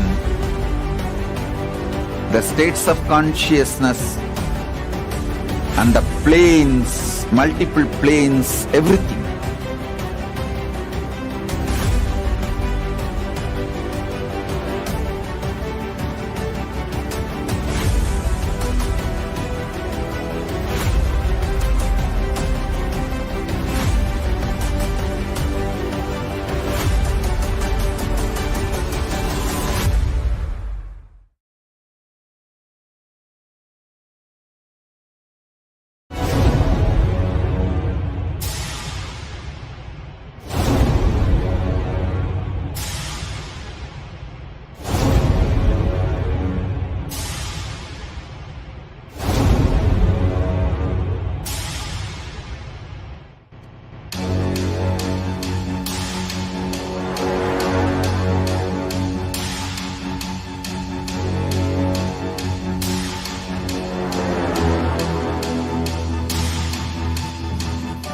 Understand, last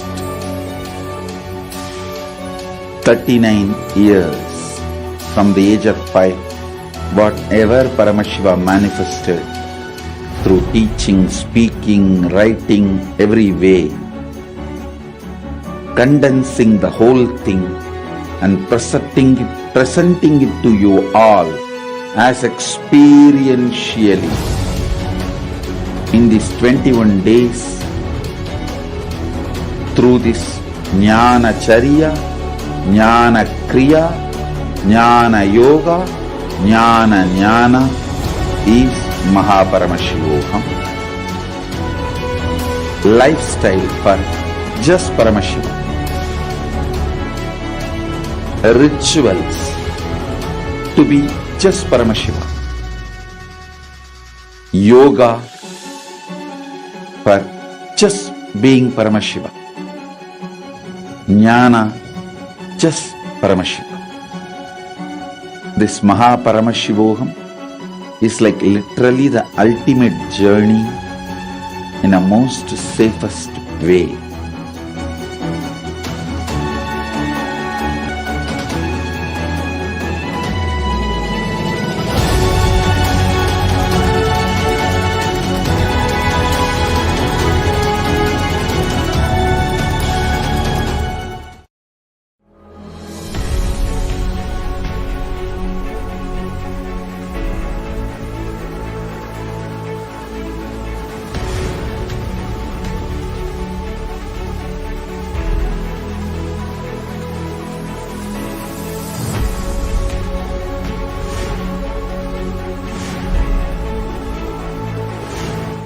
Horrible guy.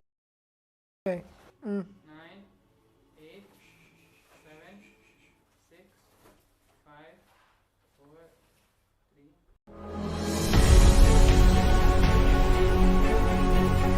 3. The viewers watching us live on Facebook, YouTube, Instagram, and all of the social media platforms to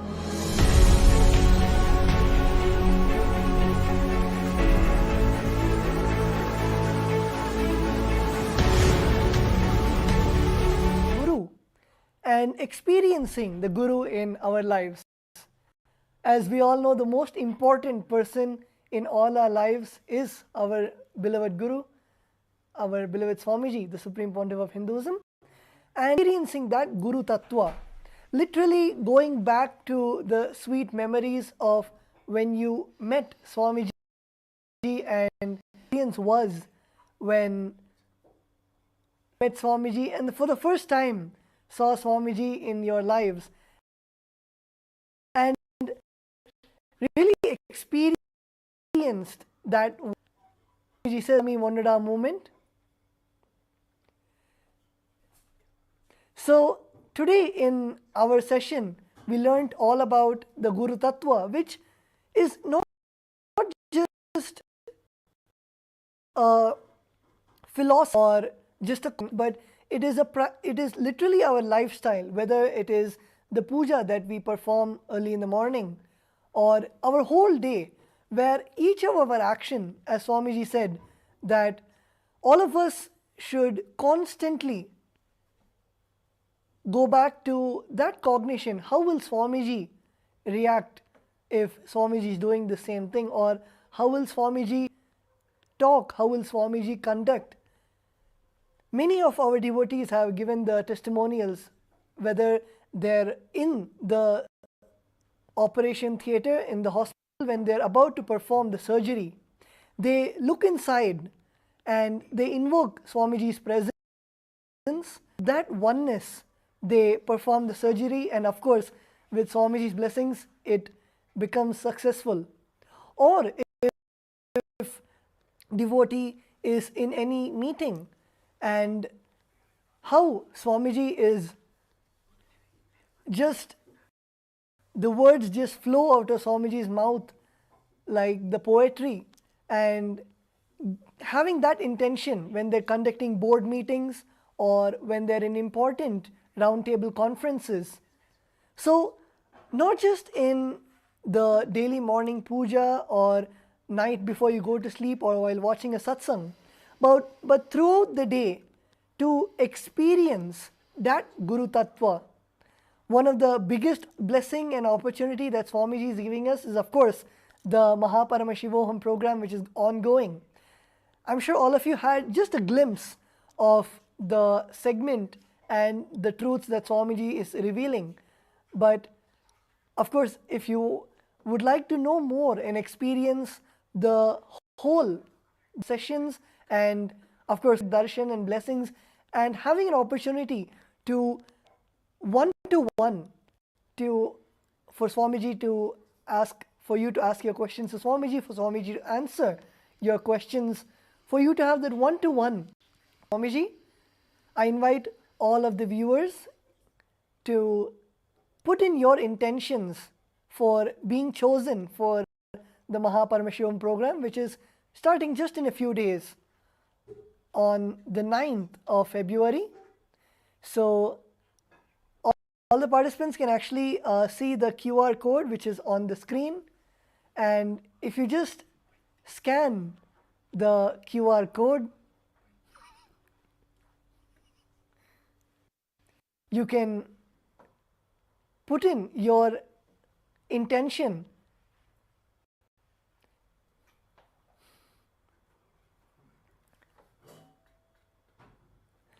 Name.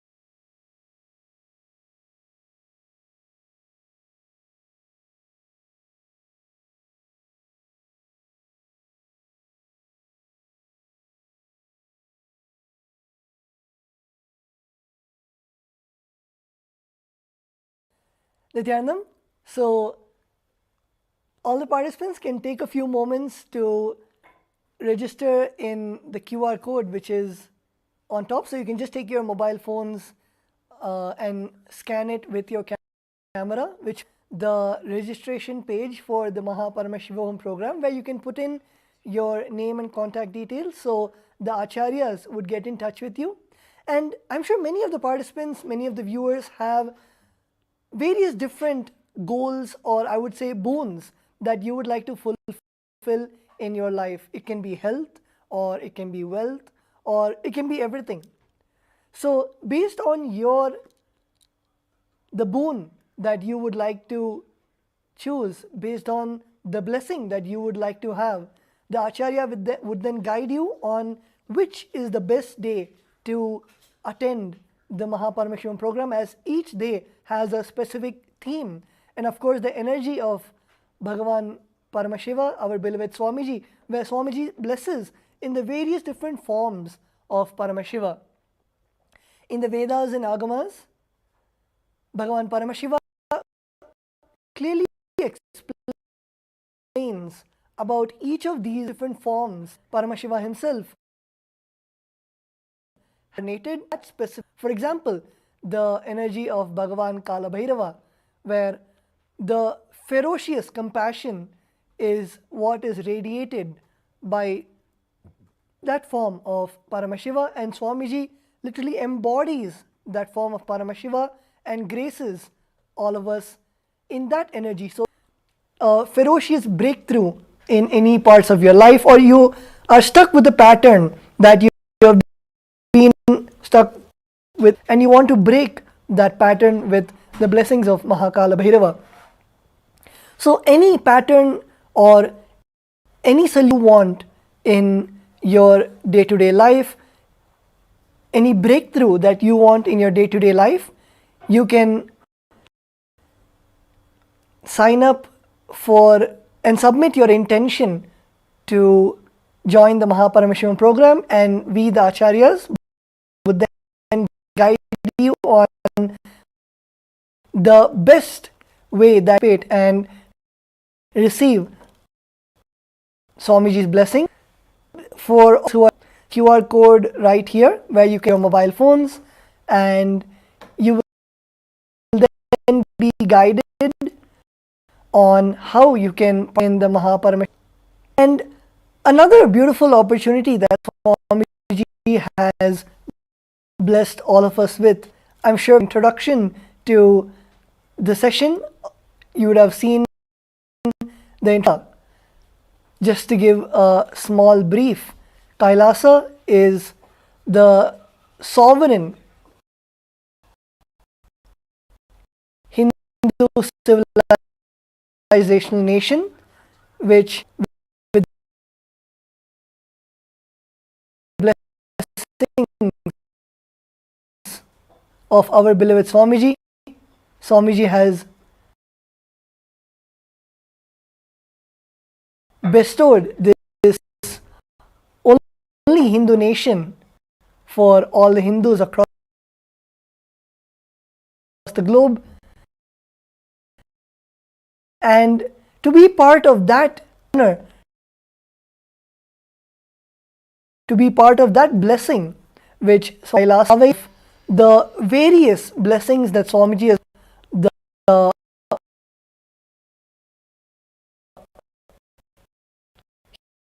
huge blessings of Swamiji, whether it is the from the university, the sevas, but even proud of being part of the Hindu nation, where you are part of such a huge ecosystem, whether it is the, you can be part of the global Hindu diaspora, and it can even be the, of course, monetary system to make sure that, I'm sure many of us in many of our countries, we don't get the organic Hindu products, we don't get the, so to be part of the global Hindu diaspora and to connect with all of the global Hindus across the globe, Swamiji is sure all of the Hindus to have this, the digital ecosystem to be part of Kailasa, wherever you are, be the of Kailasa in Biddi in Bengaluru, or you need to go to the Western headquarters in Los Angeles, wherever you in a remote part, let's say in Australia or New Zealand, if you are there and you want to be part of Kailasa, now avail this beautiful opportunity, this initiative blessed by the Supreme Pontiff of Hinduism to be part of Kailasa, be a citizen where you directly are a Kailasa, to be integrated in the beautiful nation, the e-nation, digital nation, which the Swamiji has blessed all of us with. So, be projecting the link for all of the viewers to become part of the e-Kailasa, become part of systems across the globe. And we have many more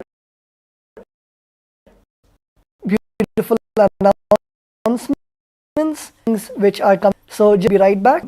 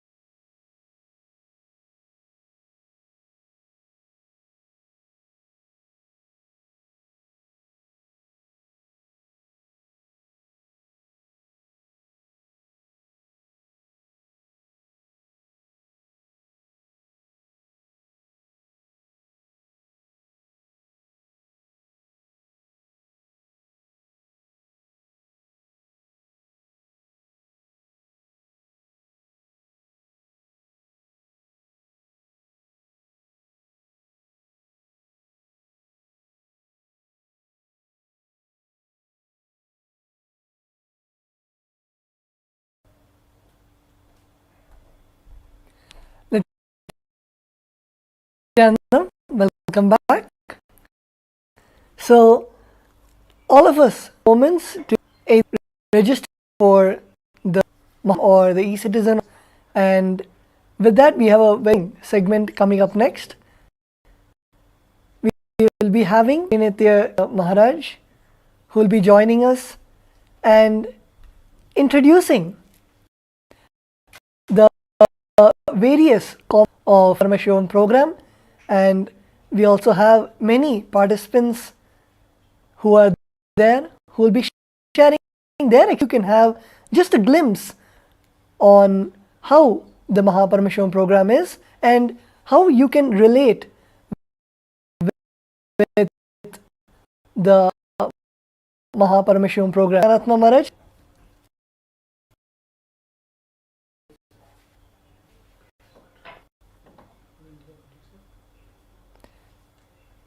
Yes, Jnanatma Maharaj, Nithyanandam.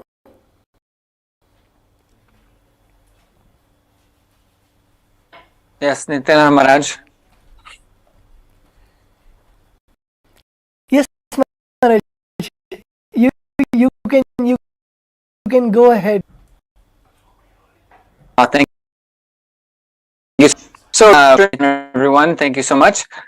Into exactly what is the spiritual growth? How does the spiritual growth happen? Actually, in Bhagavad Gita, the second chapter, 61st verse says, Tani sarvani samyamya ta asita matparaha vashehiya sandriyani tasya prajna pratishtita. Here is, whether you believe it or not, whether you want to understand it or not, you are a person, you are an individual soul. So Bhagavad Gita, you are an individual soul reflecting the pure consciousness. And the Supreme Pandava of Hinduism reveals your conscious decision to empower the oneness experience is enough for the oneness to blossom in you. Take over. So it's just willingness. The conscious willing. You're reflecting the pure consciousness, and just your conscious decision to empower.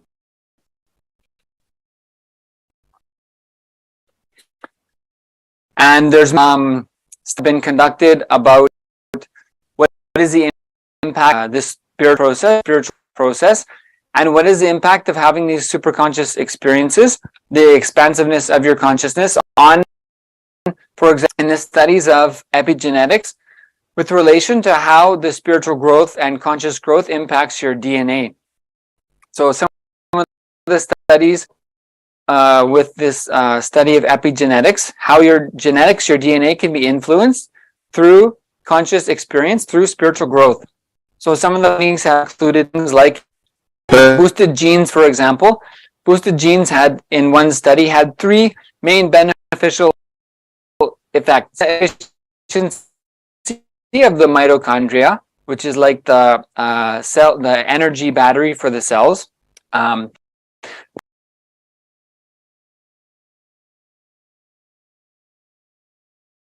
Boosting, which improves control of blood sugar and prevent depletion of the caps, the DNA stable.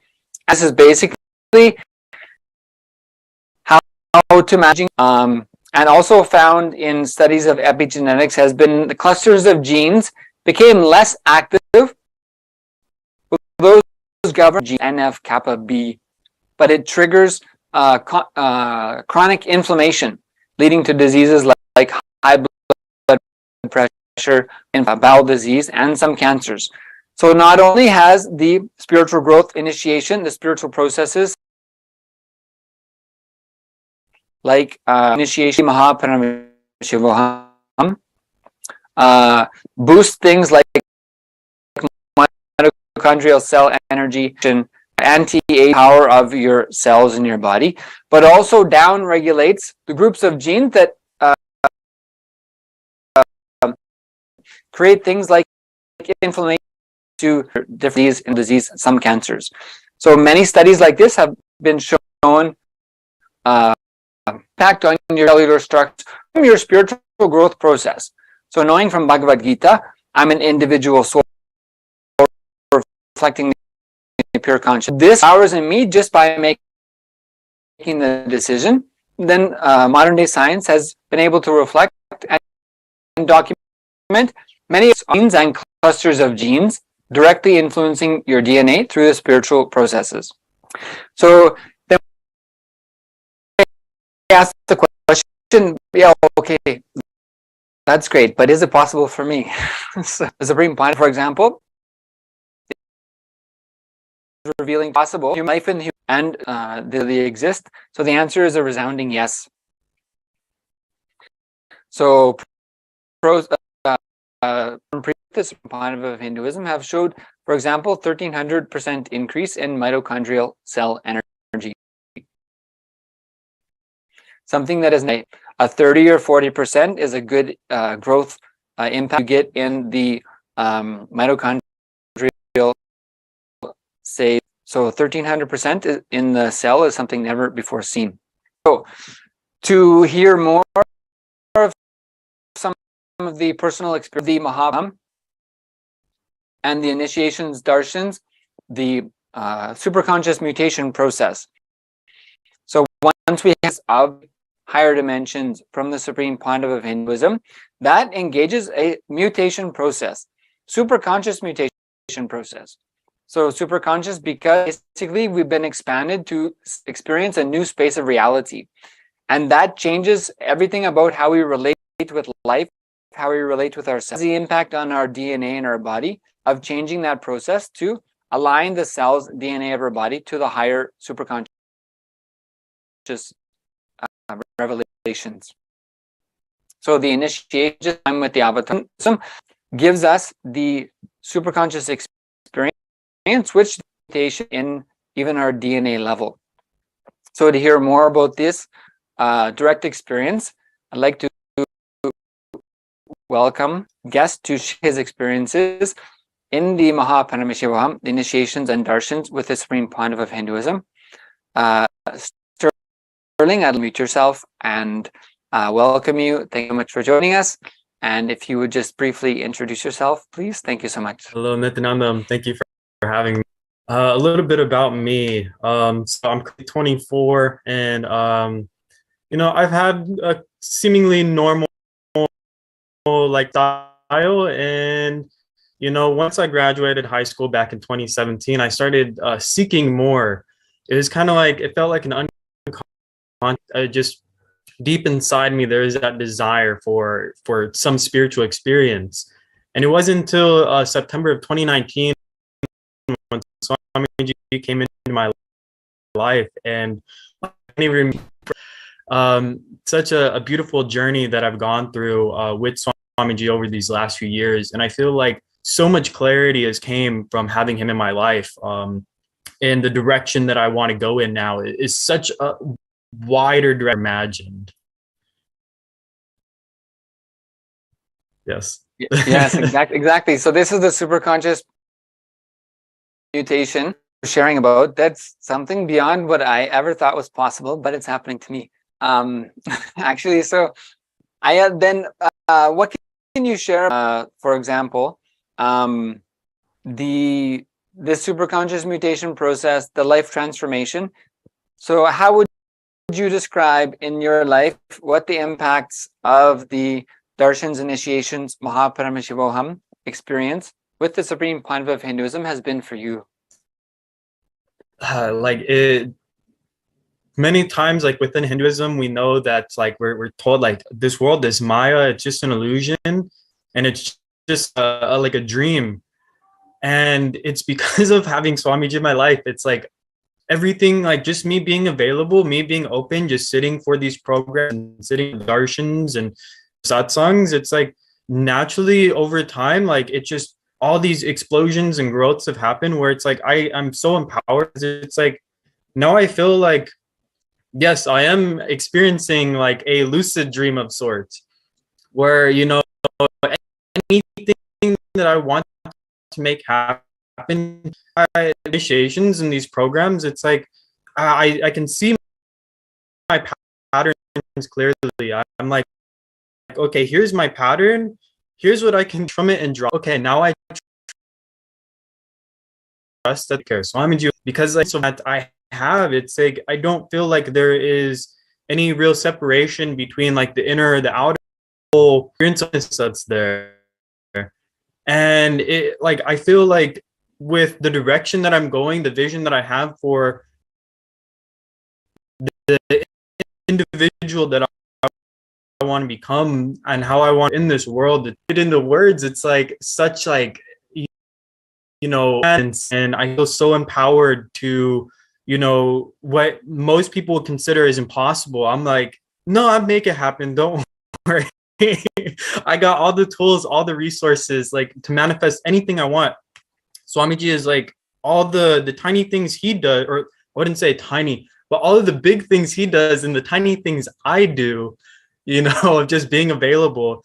It's just, I feel like I'm a brand new being, and constantly every day Darshan or attending a program, it's like just spamming that upgrade button, like for myself, and expand like as much as possible. Actually, this year alone, I'm really excited because I've been able to do so much in the past, like since last Paramashivam, been able to like, I just so important now. Like, okay, now I'm like ready to just, so it's just like any desire that's within me that comes up, I'm like, okay, make this happen.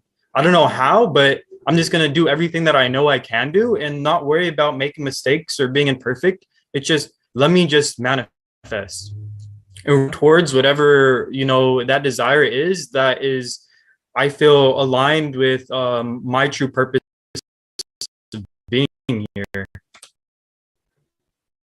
So this thickness has reinforced the possibility and the understanding in yourself that that the only limitation is what you choose to have as a limitation. And so as you're sharing, so then Swamiji shows me that there's infinite possibilities. By definition, that is what Swamiji is. And if I'm to take that in, there's no need for me to limit myself unnecessarily.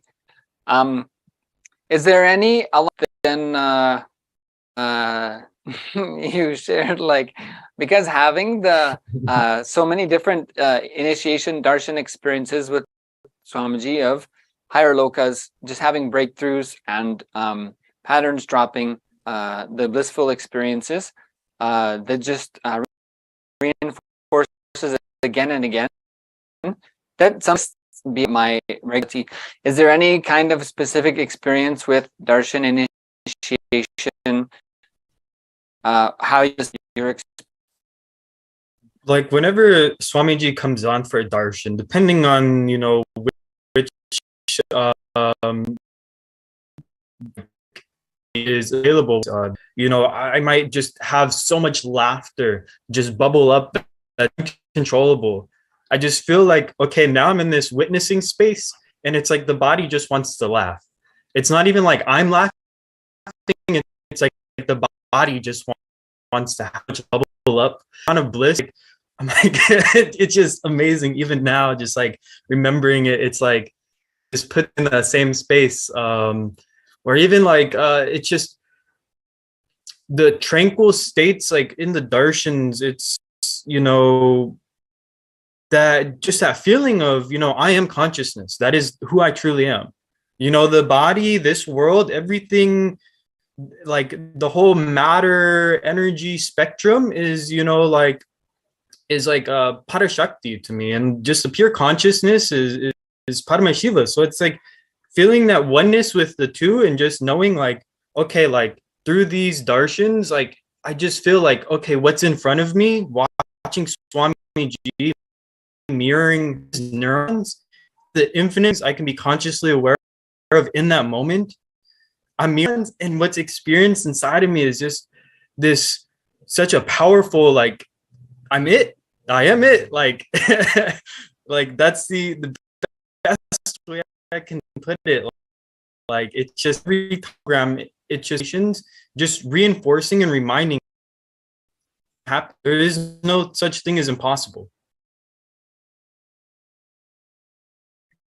Right, and I also what if you had to if you were to share something about so you've shared about this blissful energy, and even just the active remembrance can bring those experiences for you.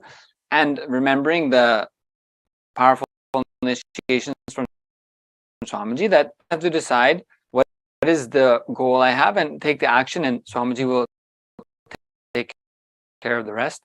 What would you share even on that same line? What are challenges the initiation through the Mahaparam Swamiji made redundant in your life? It's just this feeling of whole world, and like, you know, life isn't here to support me, it's here to torture me.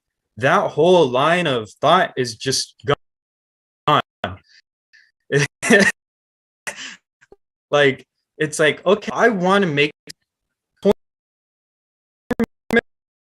that I don't make the steps, and I'm sitting like, why isn't it happening? But when it comes up and I just go for it, just like run to it, like, you know, with that like childlike energy of just, I want that, let me for it, it just happens. So when I declare, when I'm like, look, this will happen, I don't know how, but I'm going to take all the steps required, every step that I can make, I do it without having any fear, just knowing like this whole oneness and everyone that I'm seeing and everything is Paramashivam. It's just such a fun play at this point. And, you know, it's really that taking the first step that was really the hardest thing, because, you know, that whole worrying and, oh, you know, this might not work out or something like that. And it's like, you know, like, let me just make them like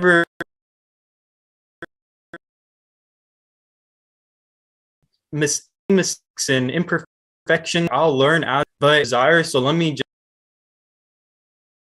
just go after it.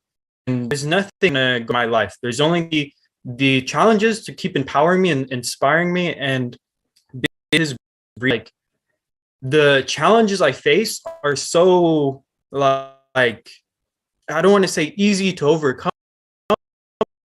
but it's just like, it's like, okay, it's so easy to take this step now that I can make it happen, and I'm not scared of anything at this point. I realize like the only thing that I can be scared of is myself, and it's like, why? Like there's nothing I fear. The judgment that like on judgment. Why do I need in the first? It's Swamiji's like, okay, I'm just gonna have fun in this world. And maybe in a few moments, I'll ask about how you feel these transformations actually happen. To ask about was so having these kind of experiences with the Supreme Point of Hinduism, these initiations into superconscious mutation. What do you know, like about that you know would say this much? I am certain about the Paramashivam, the Supreme Point of Hinduism, the initiations here. What could you? Okay, this much I can tell you. This much I know. Yes. Okay. So with this program with Paramashivam, what I can say from what I know, I'm certain of is this to identify of our root problems and having not just the clarity to know this is my problem, this is what I'm dealing with, the power and the just, it's like it, like how Swamiji said, you know, we can like 3D print our reality, our concept. So it's like through this program we learn how to do that by breaking the patterns. We can make anything we want. Is like from I know program. Right, and the Supreme Point of Hinduism. So what I know for sure I can share with everyone is everything's possible. And, so despite how doubt and a more intelligently connected world leads to a brighter future. An enlightened humanity leads to a better world. During the Paramashivam program, we help people to discover their superhuman possibilities and help them to find and achieve the true purpose of their birth by giving them the techniques, practices, and methodologies from the Vedagamas the original source scriptures of Hinduism. The Supreme Pontiff of Hinduism is reviving the ancient original Vedas and Agamas in all its glory, in a user-friendly way for the modern mind. The Supreme Pontiff of Hinduism is transforming human beings into divine beings, reviving, initiating, and replicating the 463 powers from the Agamas revealed by Paramashivam. The Supreme Pontiff of Hinduism is not just giving solutions for every problem man faces, but is making them irrelevant to their lives by transforming human beings into divine beings. Listen. Any argument presented by your mind, body, your present reality to establish you are not Paramashiva. You are not omniscient, omnipotent, omnipresent. Anything presented to prove you are not Paramashiva is illegitimate. Decide this. This is super important. Anything you declare as illegitimate will lose power over you, will die in few days, few minutes, maybe in few weeks, whatever few days it takes. It will not have power over you. Understand, this is the method for sudden enlightenment. This is the method for sudden enlightenment. It happens by the Shaktipada. Here Paramashiva is sitting to tell you all, you are Paramashiva, you are me, with Shaktipada and Shaktinipada. The Dvitiya Vijnasakrama is an extensive and thorough yoga sequence to prepare your body to receive the experience being given by the Supreme Pontiff of Hinduism. Through the yoga, which is aligned as per the source scriptures laid down by Paramashiva and the Agamas, you break all the impossibility in your body and in turn break the very cognition of impossibility. The program leads you to go beyond your human frame and limiting human ideas, which prevents you from living your highest possibility. I will reach you wherever you are, whichever corner of the world you may be. I will reach you with enlightenment. Again I tell you, I am not here to prove I am God, I am here to prove you are God. Don't wait to become divine. Register now at paramashivoham.org.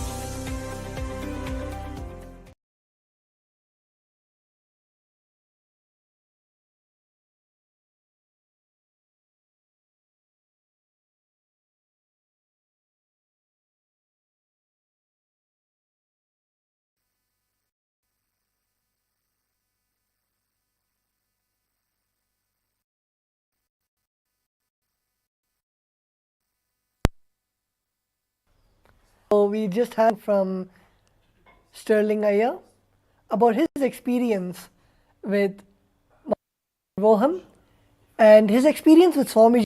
He's able to relate how Swamiji's teachings are helping him in a day-to-day his activities, how Swamiji is guiding him in of his step. So that's sharing. Thank you, Sterling Iyer. Thank you, Sri Jnanatma Maharaj, for the introduction. So with that, a few of the viewers had asked us how they can sign up for the e-citizen and what exactly is the e-citizen. So to explain it again, Swamiji has blessed us with a huge e-Kailasa ecosystem where there's a huge digital network of Hindus around the globe, and all Swamiji has blessed and made a platform for all of them to come together and do everything, right from start from the morning routine, the yoga, where sanghas together club and do the morning together, enriching the community and teaching everyone the science of enlightenment. They do Bhagavad Gita, where truths revealed by Swamiji, the Bhagavad Gita decoded by our beloved Swamiji, is read, learnt, internalized, and also shared with the whole Sangha.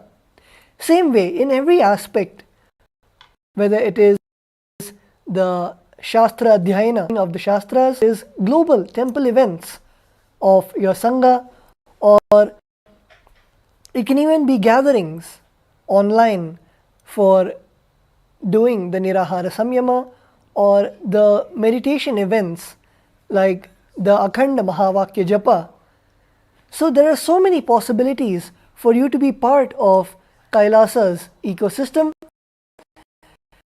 and for you to experience the not just dual but as part of the whole Sangha, the ecosystem. And that is what is e-Kailasa, and that is what being an e-citizen means. It is directly being part of this enlightenment ecosystem, to be blessed to be a part of this network where you're able to enrich yourself, to enrich others, the whole community around you, your family, your friends, and everyone, to experience this huge enlightenment civilizational nation which Swamiji is reviving, not just physically but even from your own bed, from your own house. For you to experience this ecosystem is what is e-Kailasa. So just to show all the viewers how we can register for the e-Kailasa, becoming an e-citizen of Kailasa. So in your screen you should be seeing portal, the website where you can register for the e-Kailasa. You can also see the link ecitizen.kailasa.org. Official to register and to become a e-citizen. So let me repeat it again. It's on your screen. It's ecitizen.kailasa.org. So that is a link where you can go and apply to become a e-citizen, and it is not a complicated application. It is for you to create